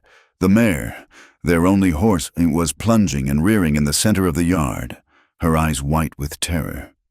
Elias, his bad arm in its sling, was a one-handed man trying to calm a panicked animal. "Easy, girl," he growled, his voice a low, soothing rumble, trying to cut through the wind and the smell of whiskey. "Easy now. It's just me." He lunged for the trailing rope, his boots sliding in the half-frozen muck. Mara ran to the other side, trying to head the horse off, to keep her from bolting into the dark wilderness. "I've got her," Elias shouted as he finally snagged the rope. He gave a hard pull, turning the horse back toward him, but his boot, which had been seeking purchase, found none. He slipped on a patch of black ice hidden beneath the mud, his body twisted, his legs shooting out at a bad angle to catch his weight. He landed on something he could not see. There was a sharp, metallic snap, a sound of sprung steel and terrible finality. It was not a grunt this time. It was a roar, a deep, agonized sound of pure pain that was ripped from his throat. He went down, his whole body collapsing into the mud. "Elias!" Mara screamed. The horse, terrified by the sound, reared again, pulling the rope from his loosened grip. But Elias did not move. He was on his side, his body curled, his hands digging into the freezing mud. "The trap!" he bit out, his voice a strangled gasp. "Another trap! My leg!" Mara's fear vanished, replaced by a cold, white-hot clarity. She ran to the horse, grabbed the trailing rope, and with a strength she did not know she possessed, tied it fast to the cabin's porch rail. The horse pulled, but the rail was solid. She ran back to Elias. He was trying to get up, his face a pale mask in the moonlight. "Do not move," she commanded, her voice sharp. She knelt in the mud beside him. She could see it now, the rusty, toothed jaws of a coyote trap. An old one had snapped shut over his boot, just above the ankle. I can get it," he grunted, his good hand fumbling for the spring. "You will not," she said. "You will put your good arm around my neck, now." He stared at her, stunned by the authority in her voice. He did not argue. He wrapped his arm around her shoulders. "On 3, she said. "Push with your good leg. 1, 2, 3. He roared again as he put weight on the trapped leg. But with her pulling, he staggered upright, his weight falling heavily against her. She was small, but she was solid. She did not buckle. "Now," she whispered, her voice fierce. "We walk." It was an eternity. That 10 yards back to the cabin, he was a dead weight, his left leg useless, his breathing a series of short, painful groans. She kicked the door open, her own breath sobbing in her chest, and somehow they fell through it, collapsing onto the plank floor. Micah was sitting up in his cradle, his eyes wide with terror. "Mama, it is all right, baby," Mara said, her voice shaking but firm. She was already pushing herself free from under Elias. "Your papa is hurt. He just needs me to fix it. You stay by the fire. You are safe." She lit the lamp. The light flared, illuminating the scene. Elias was propped against the wall, his face slick with sweat, his jaw set so hard a muscle jumped. His boot and the leg of his trousers were already soaked in dark, wet blood. "Get the knife," he said through his teeth. And the whiskey. This was worse than the arm. Much worse. She grabbed his hunting knife and a kettle of water, which was still warm from the stove. She put the water back on to boil. She brought the lamp close and knelt beside him. She had to cut the thick, ruined leather of his boot away, piece by piece. Then she had to cut the heavy, blood-soaked wool of his trousers, slitting it all the way to the knee. When the wound was exposed, she felt a wave of sickness. The rusty teeth had not just cut, they had torn. The gashes were deep, ragged, and full of mud and filth. "Mara," he gasped, his voice thick. "Hold still," she whispered. She took a clean cloth and the bottle of whiskey he had pointed to. "This will be—" "Just do it." She poured the alcohol directly into the open, dirty wounds. Elias screamed. It was a raw, terrible sound, and he threw his head back against the log wall, his whole body arching in agony. Mara did not flinch. She began to clean, her hands shaking, but her touch firm. She worked with a focused, desperate intensity, picking out bits of rust and dirt, her own tears now falling, hot and silent, onto his leg.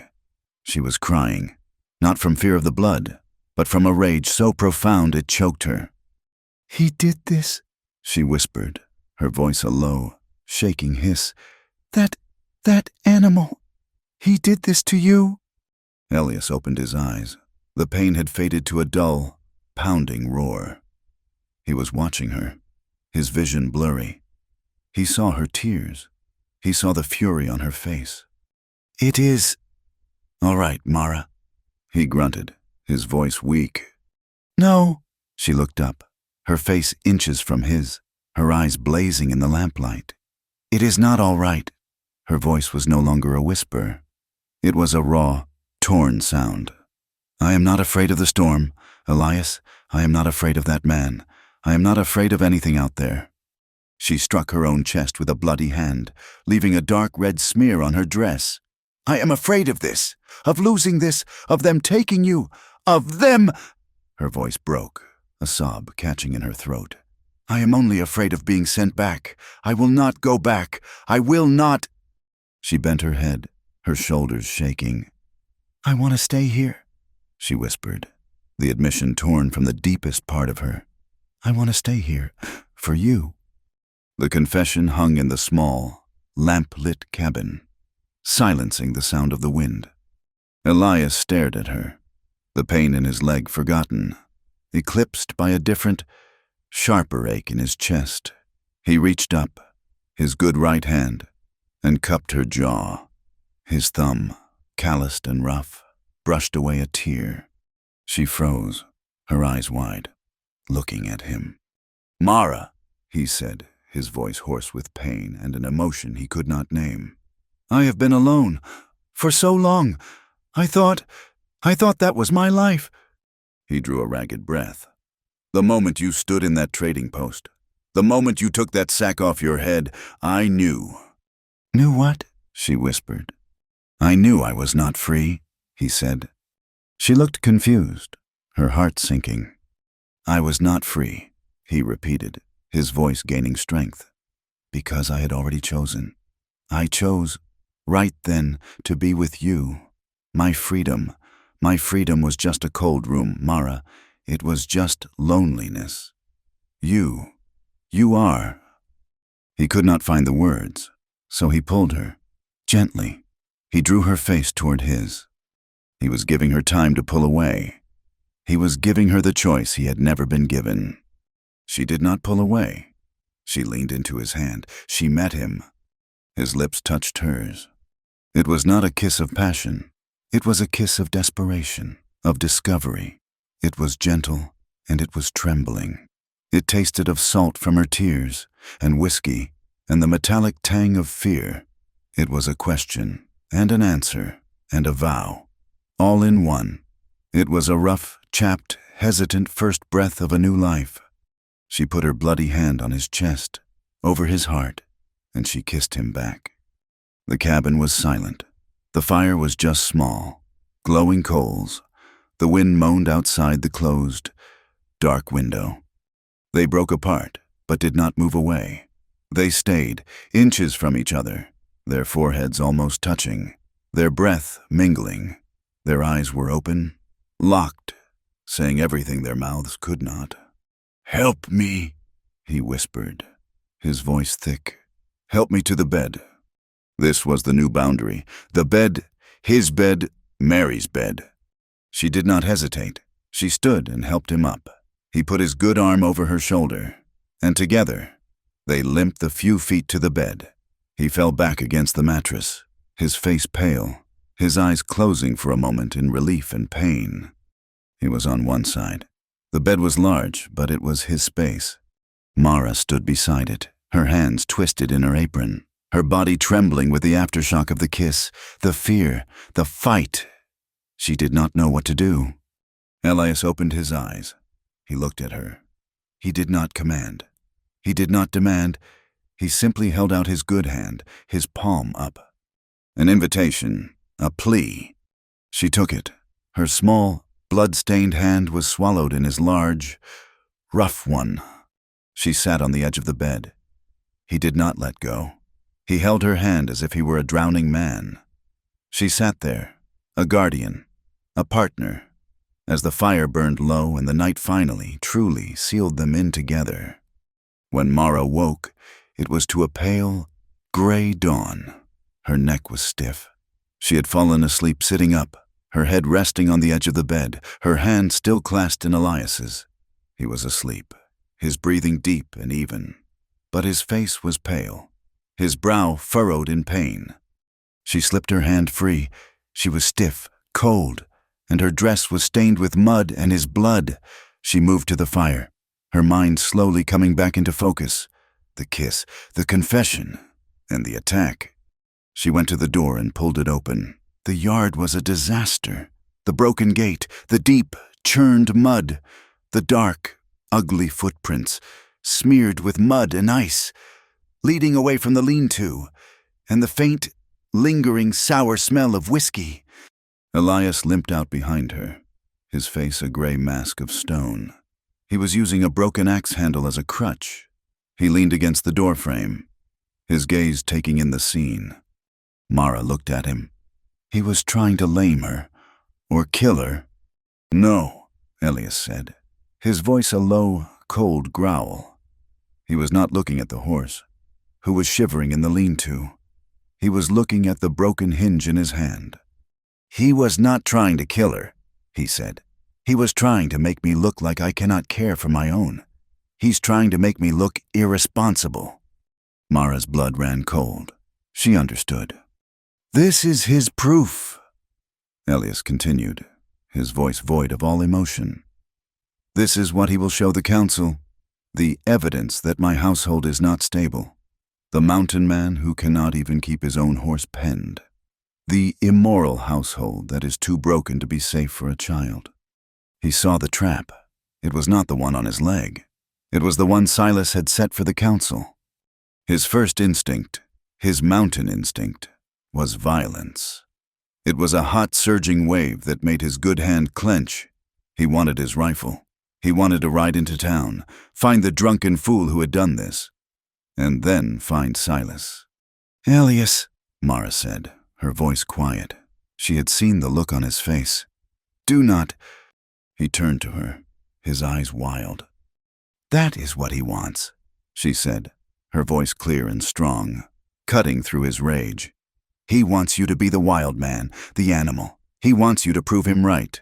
Do not give him the satisfaction." He stared at her. Her face was smudged with dirt, her hair a mess, her dress stained with his blood, and he had never seen anyone stronger. She was right. He let out a long, ragged breath, the killing rage receding, leaving a cold, hard resolve in its place. "Hitch the horse," he said. "I cannot do it. She is spooked, and you cannot ride." "We will take the buckboard," he said. "We are going to see the sheriff." He held up the broken hinge. "We are not going as victims. Mara, we are going as citizens. We are going to demand the law." The ride to town was slow and painful. Elias sat, his injured leg propped up on a sack of grain, his face pale but set. Mara drove the wagon, her hands firm on the reins. Micah sat between them, his small face solemn, sensing the new, grim energy. They did not stop at the trading post. They stopped directly in front of the sheriff's office. Brody was inside, his feet on his desk. He looked up, his expression of boredom turning to one of alarm as Elias limped in, using his crutch, with Mara at his side. "Wren," Brody said, his boots hitting the floor. "What happened to you?" "This," Elias said. He threw the broken, splintered gate hinge onto the sheriff's desk. It landed with a heavy, metallic crash. "I was attacked last night," Elias said, his voice low and dangerous. "Someone broke my gate, let my horse loose, left these tracks, smelled of whiskey, and I stepped in a trap they left behind." Brody stared at the hinge, then at Elias's leg, then at Mara's face. "Now, Wren," he stammered. "You cannot just accuse—" "I am not accusing," Elias said. "I am stating facts. I am a citizen of this town. I was attacked on my own property. My son was endangered. My household was threatened, and I want you to do your job." The door to the office was open. The street was quiet, but Hattie Crowell was just passing by. She stopped, her eyes wide. Jedson was across the street. He saw the scene and ambled over, his face curious.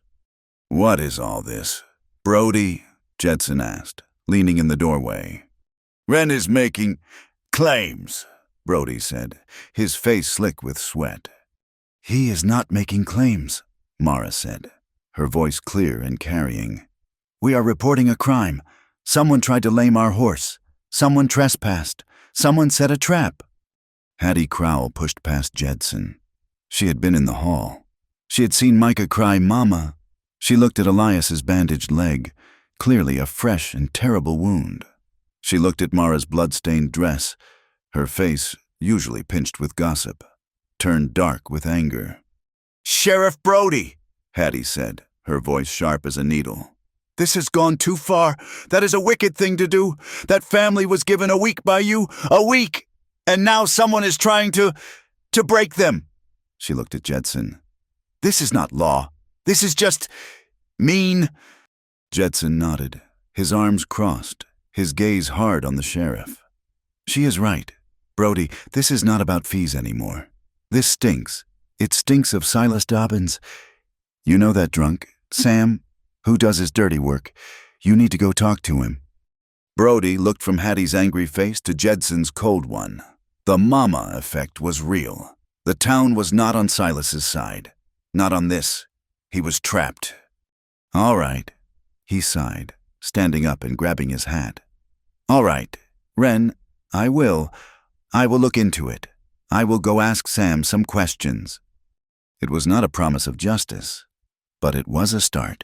Silas's wall was no longer solid. Elias nodded once. He turned, put his arm over Mara's shoulder for support, and limped out of the office. They walked to the wagon. They had won. A small battle, but a real one. The town's sympathy was with them. But as they passed the meeting hall, Mara stopped. Tacked to the door, beaten by the sleet but still legible, was the summons. The official notice. Hearing this Sunday to authenticate the household of Elias Wren. The final judgment was still coming. The small wooden church bell was ringing, a clear, hopeful sound that cut through the sharp Sunday air. It was a different sound from the heavy, pragmatic clang of the blacksmith's forge. It was a call to something higher. The entire town was gathered again, but the atmosphere was not the same as it had been in the meeting hall. The sleet and wind were gone, replaced by a bright, cold sun that made the wet-milled planks of the church steam. The attack on Elias's cabin, the story of his new, raw wound, and Sheriff Brody's reluctant visit to the town drunk had spread like wildfire. The town was no longer here for entertainment. They were here as witnesses. Elias, Mara, and Micah walked down the center aisle. Elias was not using his crutch. It was an admission of weakness he would not grant his enemies. He limped, his weight heavy on Mara's shoulder, his arm wrapped around her, his hand resting on her waist. She was not his support. She was his other half. They moved as one. Micah walked on her other side, his small hand clutching hers. They were a single, three-part entity, a small fortress. Silas Dobbins was there, at the front, but not at the pulpit. He sat in the first pew, his face a mask of cold fury, his stack of legal papers resting on his knee. He was here to see his property returned, his authority restored. He was here to see this authentication fail. Sheriff Brody and the other two councilmen were in the front pew opposite him, looking deeply uncomfortable. This was not a meeting hall. This was God's house, and their flimsy, man-made laws felt thin and profane. Father Miles stood at the simple wooden altar. He had not been summoned by the council, but he was here. He was not wearing his simple black robes. He was wearing his full, cream-colored vestments, a sign that he was not here as a spectator. He was here as an authority higher than any of them. He let the silence settle, his kind eyes moving over the congregation, resting on Hattie Crowell, on Jedson, on the hard-faced ranchers and their watchful wives. He looked at Silas Dobbins. Then he looked at Elias and Mara, who stood before him, battered but unbroken. Father Miles smiled, a small, sharp smile. "I am told," he began, his voice not loud, but carrying to every corner of the small, packed church, "that this is a legal proceeding, a hearing to authenticate a household." Silas Dobbins shifted, his papers rattling. "That is correct, Father. A matter for the town council." Father Miles's smile did not waver. "It is a strange thing, is it not, how we men love our papers? We love our signatures, our stamps, our fees." He looked at the councilmen, who sank lower in their seats. "We seem to believe that a piece of paper can create a truth, that a law can make a family, or unmake one." He raised his hand. "We are in a church, gentlemen, and in here, we answer to a different law. We do not hold hearings for marriage. We bear witness to it. We are here when two people have already found a truth, and they wish to announce it to the world. We marry when there is love. The papers are just to make the world outside be quiet." He turned to Silas Dobbins, his eyes suddenly hard. "You have had your say, Mr. Dobbins, in the house of man. Now, we will have ours, in the house of God." Silas opened his mouth to protest, to speak of procedure, but the look on Jedson's face and the collective, angry stare of every woman in the room silenced him. Father Miles turned to Mara. "Child," he said, his voice softening, "you do not have to be here. This is not a trial." Mara took a shaky breath. She let go of Micah's hand.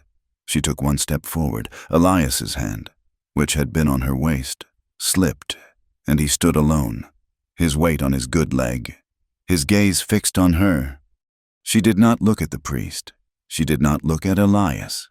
She turned and faced the town. She faced Hattie Crowell. She faced the women who had whispered. I know what you all thought of me," she began, her voice low and trembling, but clear. "I know I was the sack bride. I was a joke. I was a thing to be laughed at, and then a thing to be gossiped about." She straightened her back. "When I came here, I had nothing. I was sent away because I was told I was useless. I wore that thing on my head because I believed them. I was afraid. I was afraid you would all see what I was nothing." Her gaze drifted to Elias. "And then a man I did not know. He spoke for me. He did not care what was under the sack. He saw someone needed a place, and he opened his door." She looked back at the town. "I did not come here to be saved. I did not come here to be a wife or a servant. I came here because I had nowhere else to go. But I am not staying for that reason." Her voice grew stronger. "I am staying because I found a place to stand. I am staying because I found a home. Not just a house. I found a small boy who needed me, and a man who sees me." She looked directly at Silas Dobbins. "You cannot buy that. You cannot put a fee on it. And you cannot take it away with a piece of paper. It is not a contract. It is a choice.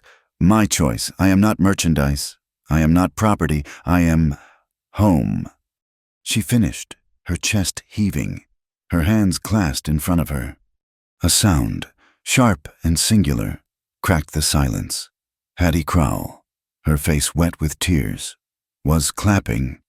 Just once, then the blacksmith's wife clapped, and then, like a rainstorm starting, all the women in the church were clapping, a loud, thunderous, defiant sound. The men did not clap.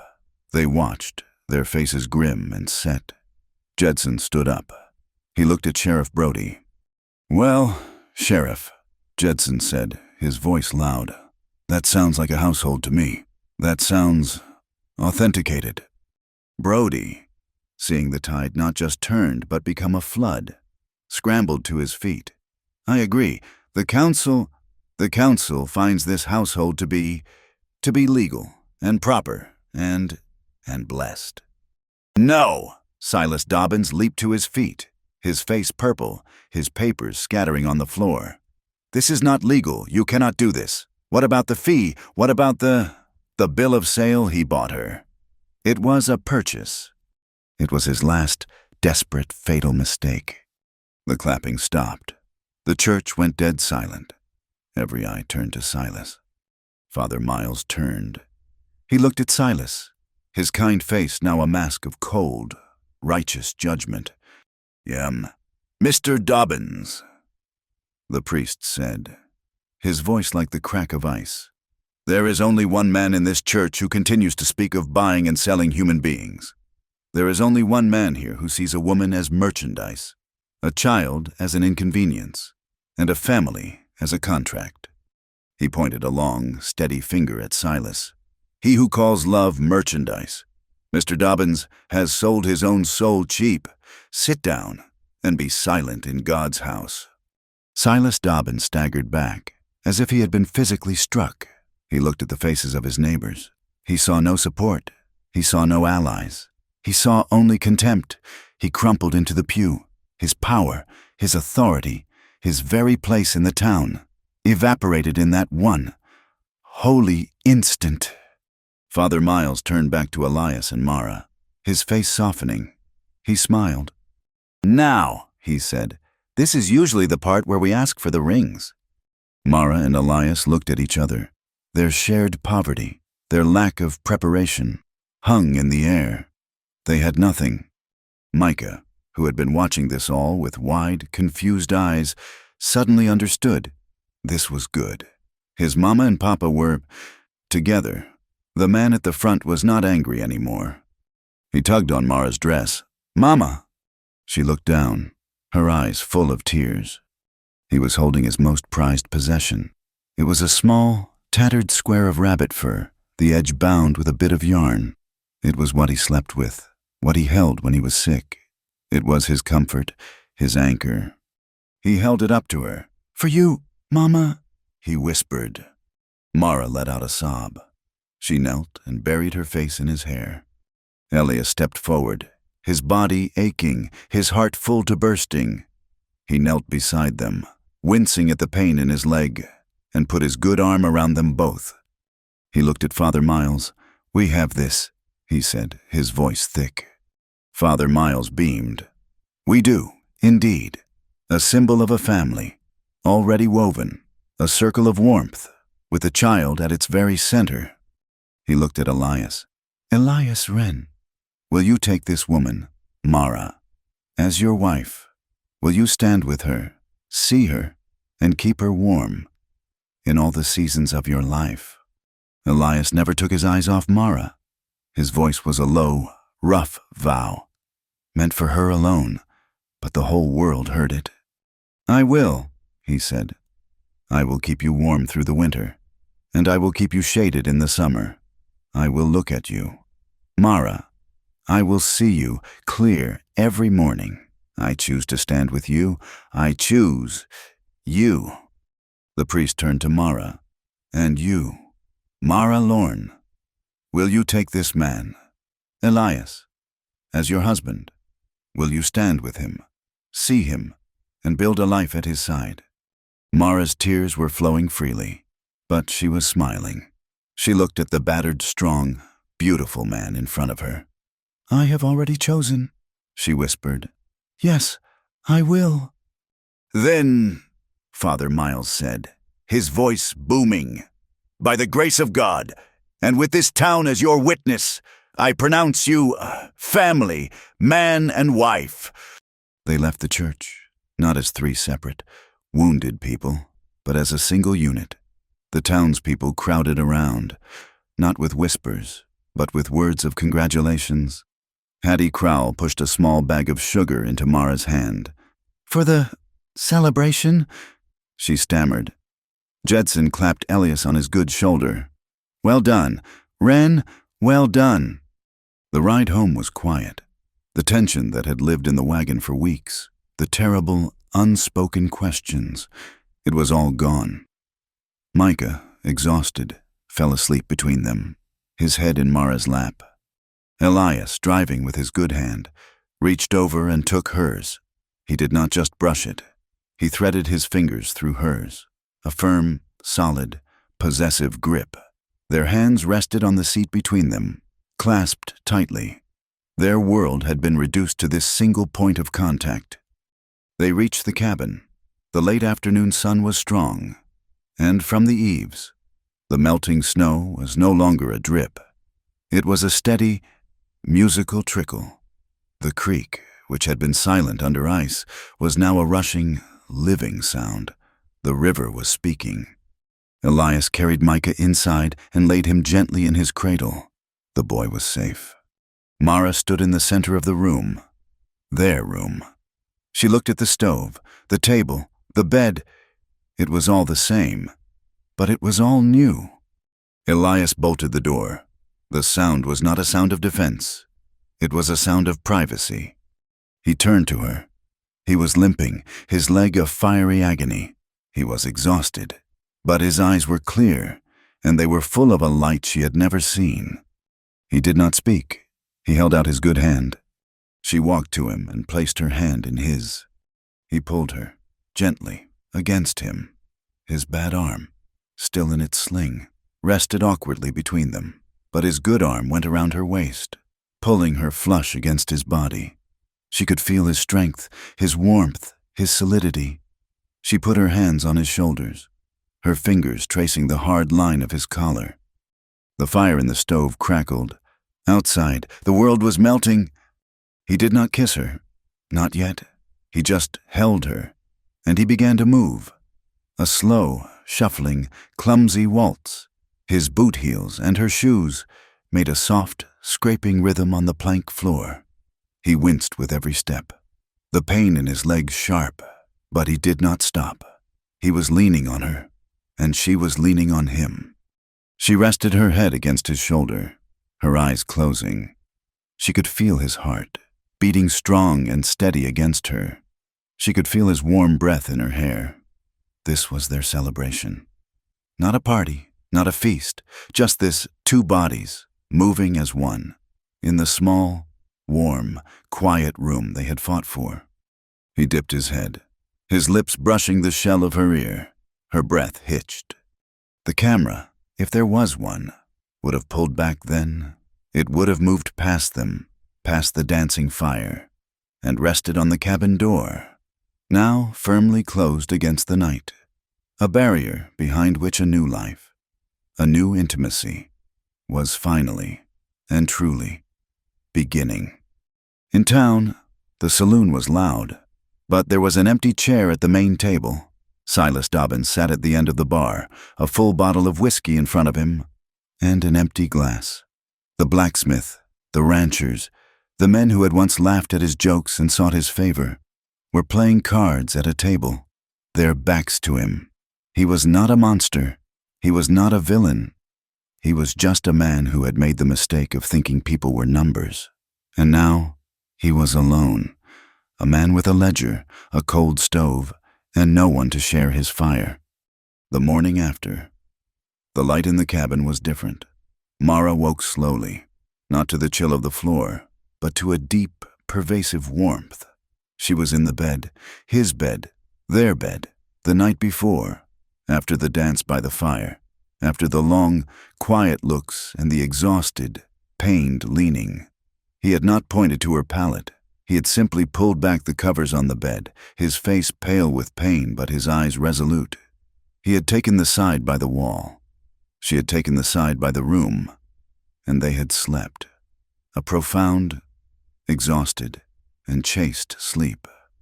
Separated by his injured leg and united by a vow that was deeper than any paper. Now, in the gray dawn, she turned her head. Elias was awake. He was watching her. The shadows of pain were still etched around his eyes, but the hunted look was gone. He looked settled. He did not smile. She did not smile. It was too new, too fragile. "Your leg," she whispered, her voice rough with sleep. "It is bad," he answered, his voice a low rumble, "but it is not broken." "I will get hot water," she said. She made to move, to slip out of the bed, to return to her duties. His good hand moved, quick as a trap, and caught her wrist. It was not a rough hold. His thumb just rested on her pulse. "Wait," he said. She waited. "Thank you, Mara," he said. She nodded, her throat too thick to speak. He let her go. She slid from the bed, the cold floor a shock to her bare feet, and for the first time, she moved to the stove not as a servant or a guest, but as a wife. Life settled. It did not become easy, but it became plain. Elias's leg was a long, slow-healing trial. He was confined to the cabin for 2 weeks, a pacing, caged animal who hated helplessness. But the dynamic had shifted. Mara was no longer just his helper. She was his partner. She did the heavy lifting, hauling the wood, checking the snares he taught her to set, her hands growing rougher, stronger. He sat at the table, his leg propped up, and repaired every piece of equipment they owned, his hands restless. He taught her. He showed her how to read the clouds, how to tell which wood would burn hot and which would smoke, how to bank the fire to last until morning. She, in turn, manages to stretch their dwindling flour supply, making stews thicker, bread smaller. They learn to talk, not about feelings, but about practicalities. And in those shared, simple words, a deep respect grew. "The snow is almost gone from the North Ridge," he would observe, staring out the new, clean window. "Good," she would reply, stitching a patch on Micah's trousers. "The boy needs new shoes. I cannot mend these again. When the mud dries, we will go to town." And they did. Their first trip back after the wedding was not a ride of triumph. It was just a trip for supplies. Elias limped heavily, but he refused any help. Mara walked beside him, Micah's hand in hers. The town, like the land, had thawed. The people they passed did not just stare, they nodded. They offered quiet greetings. Mr. Wren, Mistress Wren. The title was new, and it settled on Mara with a strange, solid weight. Hattie Crowell found them outside the trading post. She did not approach with her old, sharp uncertainty. She walked directly to Mara, her face set in a look of profound, civic determination. "Mistress Wren," Hattie said, her voice crisp. "Mistress Crowell," Mara replied, her own voice steady. "The town is planning the spring festival," Hattie said, getting straight to the point. "A celebration for the end of the winter." She took a deep breath. "It is tradition to have a main table, for the council, for the founding families, and we need a baker. For the bread." Mara waited, confused. Hattie looked her square in the eye. "The women, we were wondering if you would do us the honor. Mistress Wren, we have all heard about your biscuits. We would be proud to eat your bread." It was not an invitation. It was an apology. It was the town, through its most difficult woman, offering her a place at the very center. It was practical, it was public, and it was complete. Mara looked at Elias. He was watching, his face unreadable, but she saw the small muscle in his jaw relax. He was proud. I would be honored, Hattie, Mara said, and her voice was thick with tears she would not shed. Good, Hattie said, nodding briskly. Her part played. That is settled, then? She turned and walked away, her back straight, her duty done. Later, as Elias was loading sacks of flour and sugar, a gift from the council for the festival baking, Sheriff Brody ambled over. He did not look like a man weighed down by the law. He looked relieved. Ren, he said, nodding. Sheriff, Elias replied. Brody leaned against the wagon wheel, chewing on a piece of straw. Leg is looking better. It is healing. That is good. That is good. Brody squinted up at the sun. You know, Ren, I was just thinking, I have known you for 5 years, and in all that time, I do not believe I have heard you string more than 3 words together. You were a man of grunts and scowls. Elias stopped, a sack of beans in his hand. He waited. Brody grinned, a small, weary grin. I do not hear you grunting at people much anymore, this whole family thing. He gestured toward Mara, who was helping Micah into the wagon. It seems to have loosened your tongue. Elias looked at the sheriff. He looked at his wife and his son. He looked at the town that no longer felt like an enemy camp. He felt a strange, unfamiliar twitch in his chest. It started low, a rumble, and it rose. A short, rough, unused sound barked out of him. It was a laugh, a real, actual laugh. Sheriff Brody's eyes went wide. Well, I will be, he muttered. He pushed off the wheel, shook his head as if to clear it, and walked away. Mara had heard it. She was in the wagon, and she turned, her eyes shining. Elias met her gaze, his own face stiff with the shock of the new emotion. He cleared his throat and went back to loading the wagon, but the air between them was light. Spring exploded. The world, which had been white and gray and brown, turned a sudden, violent green, and with the green, Micah bloomed. He was no longer the pale, silent child of the cradle. He was a boy, tough and wiry, his legs strong, his cheeks bright red from the sun. He was running, a small, chaotic whirlwind, through a field of new lupines, chasing a yellow butterfly. Mama, he shrieked, his voice thin and high, full of laughter. Mama, it got away. Mara, her skirts hitched up, was chasing him, laughing just as hard. You have to be faster than that, little bear. They collapsed in the flowers, a heap of tangled limbs and breathless laughter. Elias watched from the cabin. His leg was almost healed, just a deep, lingering ache. He had a piece of charcoal in his hand, and he was standing by the west wall. He looked at his family, rolling in the bright blue flowers. He looked at the dim interior of the cabin. It is too dark in here, he said when Mara came in, her hair full of petals, Micah on her hip. We need more light. It took him a week. He cut a new, large window in the wall that faced the valley, a space for the afternoon sun and the sunsets. It was hard, precise work, and it changed the cabin completely. It was no longer a fortress against the world. It was a home, open to the light.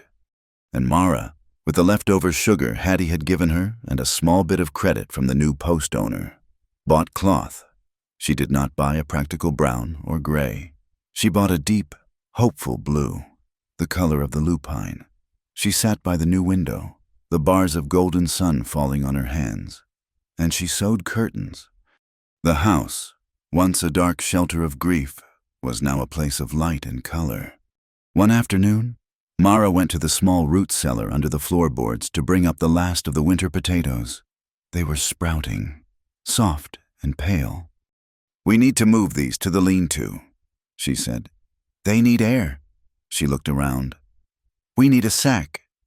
She went to the big chest, the one that had held Mary's quilt, at the very bottom, folded into a stiff square, was the burlap sack, the grain sack, her mask. She pulled it out. It smelled of mildew and the road, of shame and fear. She stood in the center of the room, holding it, her past in her hands. Elias came in from outside. He saw her, saw what she was holding, and his face went still. He did not know what to say. He just watched her. She looked at the sack, at the rough-cut eye holes. She remembered the laughter. She remembered the way it had hidden her. Then she looked at the new window, at the blue curtains, at Micah's wooden toys by the fire. She walked to the door and shook the sack out. Hard, in the bright sunlight, dust motes and the ghosts of her old life flew out. "It is just a sack," she said, her voice clear. "It will hold the potatoes." He did not speak, but he understood. The thing that had defined her in her shame was now just a tool, its power broken, its meaning rewritten by her new life.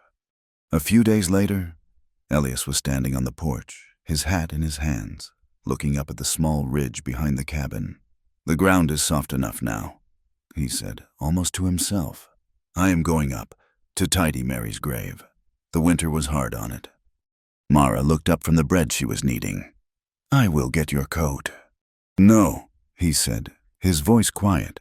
He did not turn. "I was wondering if you would come with me." Her heart stilled. It was not a test. It was an invitation, a sharing.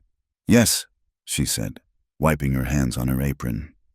They walked up the hill together, Micah staying behind, busy with a stick and a mud puddle. The grave was simple, a wooden marker under a large pine.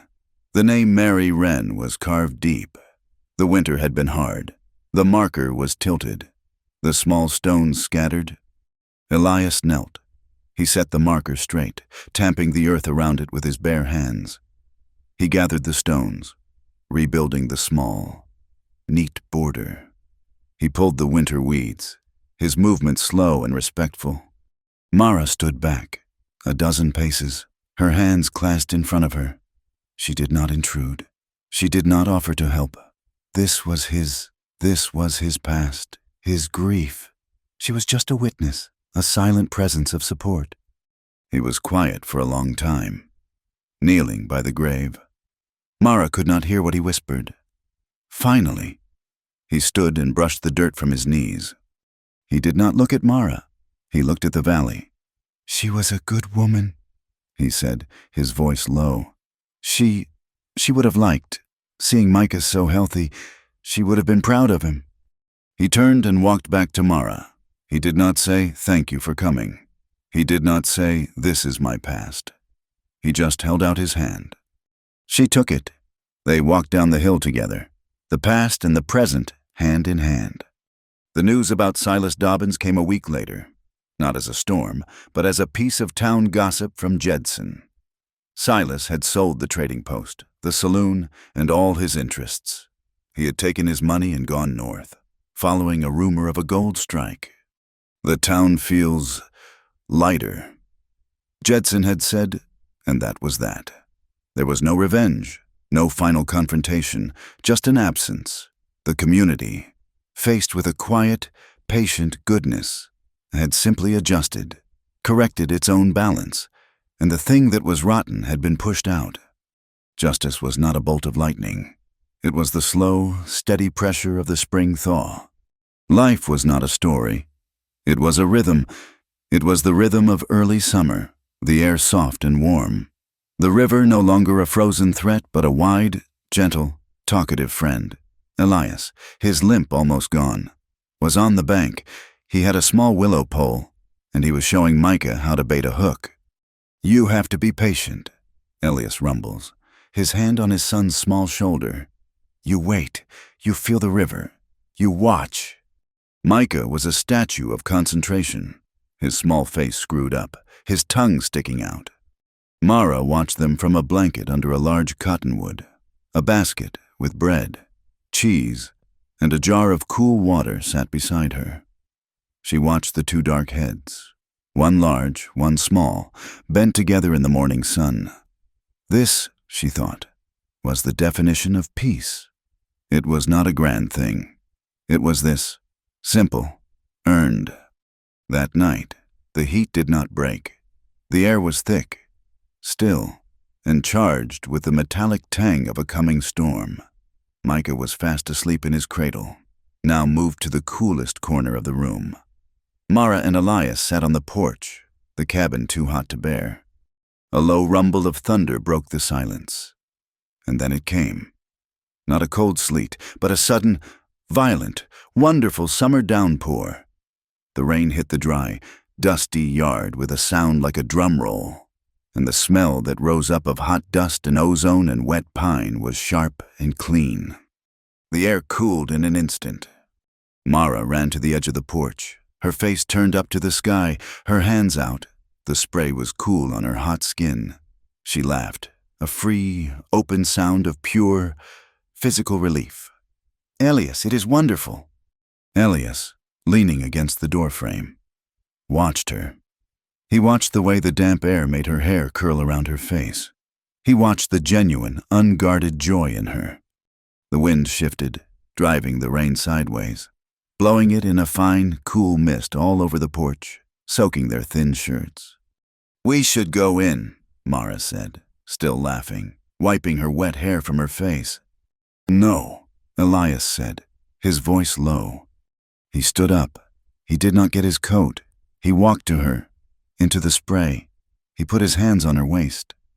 "Elias," she whispered, her laughter dying, her breath catching. He did not speak. He just pulled her against him. His shirt was damp. Hers was too. She could feel the heat of his skin, the solid, hard muscle of his chest, right through the thin, wet cotton. She put her hands on his shoulders, her own skin damp. This was not the desperate, frantic clinch of the rescue. This was not the chaste, comforting hold of the wedding. This was different. This was slow. This was certain. He buried his face in her damp hair, his breath hot against her ear. "Mara," he whispered, his voice thick. She leaned her head back, her eyes closing, her body melting against his. He held her, his arms wrapped around her, a solid, immovable anchor. They stood together in the dark, in the cool, rain-soaked air. A single, shared form. This was the passion of security. It was not a fire, it was an ember, deep and hot and steady. It was the promise of all the nights to come. Freedom was not being alone. Freedom was this, it was knowing, absolutely, where you belonged. The spring festival was not a grand affair, but it was the most life Three Forks had seen since the thaw. 2 long trestle tables were set up in the wide, muddy street between the trading post and the blacksmith's forge. The air, which had for so long carried only the scent of pine smoke and iron, was now rich with the smells of roasted venison, stewed beans, and something new, something warm and golden and full of life. The smell was coming from Mara. She stood at the head of the table, a place of honor Hattie Crowell had insisted upon. In front of her were 24 loaves of bread, perfectly risen, their crusts a deep, beautiful brown. She had used the sugar Hattie had given her, and the flour the council had provided. She had worked for 2 days, her hands and arms, now strong and sure, kneading and shaping. The new bake oven, a small, simple clay dome Elias had built onto the side of the porch, had worked perfectly. The townspeople were quiet as they filed past, taking a slice. This was her offering. This was her bread, her thanks, her declaration of belonging. Jedson, the rancher, took a piece, his face serious. He bit into it. His gruff expression softened. He looked at Elias, who was standing just behind Mara, his hand resting on her back. Jedson nodded once, a gesture of profound respect. "Mistress Wren," he said, his mouth full. It is good." That was all, but it was everything. Mara found herself sitting between Hattie Crowell and the blacksmith's wife, Both women talking to her, not about her, asking after Micah, asking about her oven, sharing small, simple recipes. Elias sat across from her, his legs stretched out, talking quietly with Jedson about the elk herds. They were not on display, they were not curiosities, they were just neighbors. Later, as the sun began to dip and the lanterns were lit, casting a warm, yellow glow over the scene, Mara heard a voice from the end of the table. It was one of the older ranchers, a man she did not know, speaking quietly to his wife. "Look at them," he said, nodding toward Elias and Mara. "The mountain man and his sack bride. I never would have believed it." His wife, a small, worn woman, smiled into her cup. "I do not know," she said, her voice soft. "It seems to me that sometimes, even out here, a few stories manage to end right. It is good to be reminded." The community had not just witnessed a change, it had been part of one. It had learned that justice was not always about a council's decree, but about a town's quiet, collective decision to see the good and protect it. A week later, the stagecoach brought more than just supplies. The driver handed Mara a letter, a thin, flimsy envelope addressed in a spidery, unfamiliar hand. It had come from the east. It had been following her for months. She took it, her heart suddenly cold. She did not open it until she was back in the cabin, Elias watching her, his face quiet and guarded. Micah was outside, digging in the dirt. She sat at the table, the new blue curtains fluttering in the breeze from the open window. She slit the envelope with her kitchen knife. The letter was from her uncle, the man who had put her on the stagecoach, who had called her useless, who had signed the papers to send her away. His words were clumsy, full of self-justification and shallow piety. He had heard from a cousin, who had heard from a traveler, that she was alive, that she had found a place. He hoped she held no ill will. He said he had done what he thought was best, what God had willed. It was not an apology. It was an excuse, a weak, frightened man's attempt to clear his own conscience. Mara read it once. She felt the old, cold sting of shame, the ghost of the sack brushing against her face. She felt the anger, the hot, bitter taste of being discarded. She read it a second time, and then she felt nothing. The man who had written this letter, the world he lived in, it was not real. It was a phantom. Her reality was the solid wood of the table under her hands, the sound of her son shouting at a beetle outside, the smell of the pine smoke from her own chimney.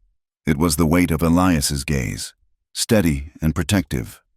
She looked at Elias. He was watching her, his jaw set, ready to be angry for her. She did not cry, she did not rage. She walked to the iron stove, opened the grate, and dropped the thin, flimsy paper onto the hot coals. It curled, blackened, and vanished in a small, bright puff of orange flame. "It is done," she said. He came to her, put his hands on her shoulders. "Are you all right?" She leaned back against him, her head resting on his chest.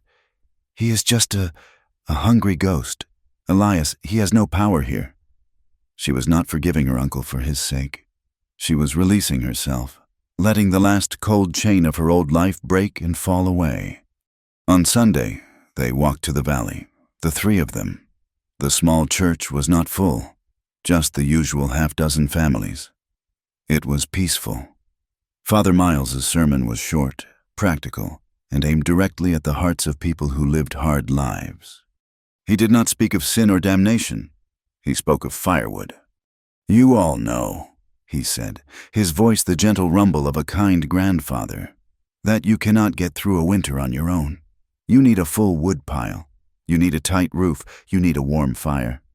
He smiled at his small congregation. "A family is the same. A town is the same. It is just a bigger hearth. Do not let your neighbor's fire go out. Do not let the cold in. My blessing for you this week is a simple one. Keep each other warm. And in doing so, you will keep this whole valley warm." The words settled on Mara and Elias, a benediction that rang with the truth of their own lives. They had kept each other warm, and in doing so, had warmed the cold corners of the town. The future, once a terrifying blank wall of snow, was now something they could build. The bake oven was just the start. "It is a good oven," Mara said one afternoon, pulling a small, perfect test loaf from its depths. "It holds the heat well. Elias." He nodded, already measuring a section of the porch roof. "We will extend the roof, give you a covered space to work, for when the rains come." "The children," Mara said, her voice hesitant. "Hattie Crowell was asking, her daughter and the blacksmith's girl, they want to know how to make the bread. They want me to teach them." Elias stopped measuring. He looked at her. Her face was flushed with the heat from the oven, and a streak of flour was on her cheek. She was no longer the pale, haunted woman from the trading post. She was vibrant, full of purpose.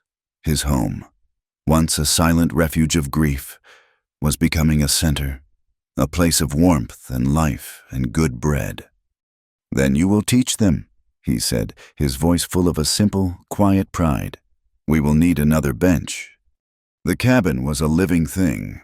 On the sill of the new, large window, in a small glass jar, sat a single, bright blue lupine, and just beside it, on the shelf above the bed, rested the small, dark, wooden cross Mary had carved, with the pale, dry flower Elias had placed there tucked behind its arm.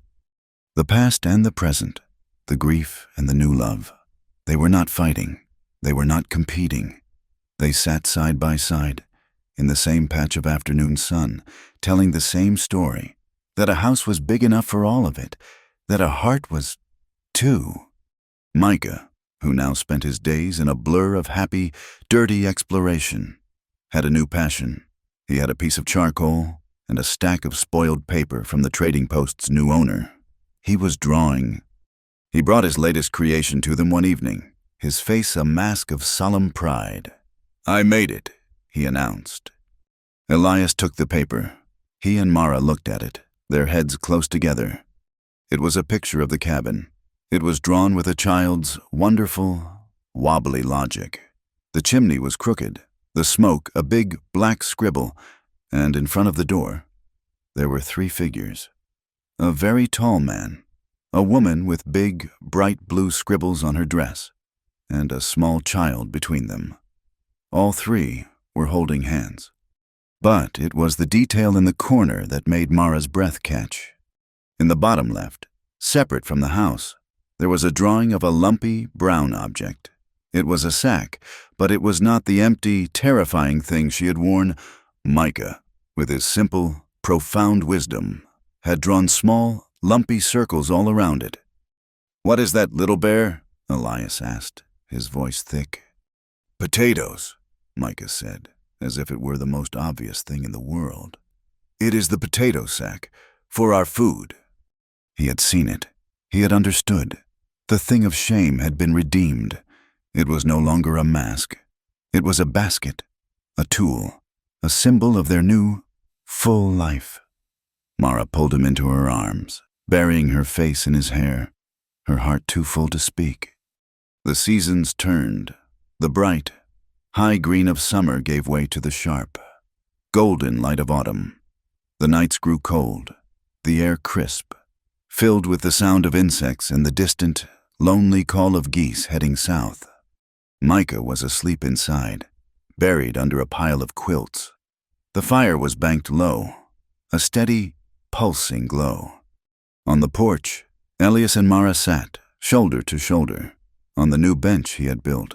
They were wrapped in a single, heavy buffalo hide, sharing its warmth. The sky was a profound, velvet black, so clear and cold the stars seemed close enough to touch. They sat in a long, comfortable silence, the silence of people who no longer needed words. He turned his head. She turned hers. Their eyes met in the starlight. He leaned in, and his kiss was not the desperate, trembling kiss of their first night. It was not the hesitant, clumsy kiss of new lovers. It was a slow, deep, certain kiss. It was the kiss of a man who knew exactly where he was and where he belonged. It was the kiss of a man who was home. She kissed him back, her lips parting under his, her hand coming up to cup his rough, familiar jaw. There was no fear left. There was no shadow of the past, no terror of the future. There was only this, the cool, clean air, the solid, warm man beside her, the certain steady beat of his heart under her hand. The coldest, hardest world had, in its own way, forged the warmest, strongest heart. She had learned that love was not a grand, loud declaration. It was a quiet, daily act. It was the act of seeing someone clearly, all of them, the scars and the shadows and the strength. And it was the choice, the daily, simple, profound choice, to stay, through all of it, through every season. The wind moved through the high pines. It was no longer the sound of a blade being sharpened. It was not a scream. It was a low, soft, steady sound, like a song, a hum, and from the valley, the river, which had been unlocked for months, sang along with it, a sound of life, of movement, of purpose, and, if you listened, really listened, you could almost hear the sound of a small boy's laughter woven into it. They did not promise each other great, impossible things. They did not promise forever, or wealth, or a life without pain. They promised only what they knew they could give. They promised to light the fire each morning, and that was enough to last a lifetime.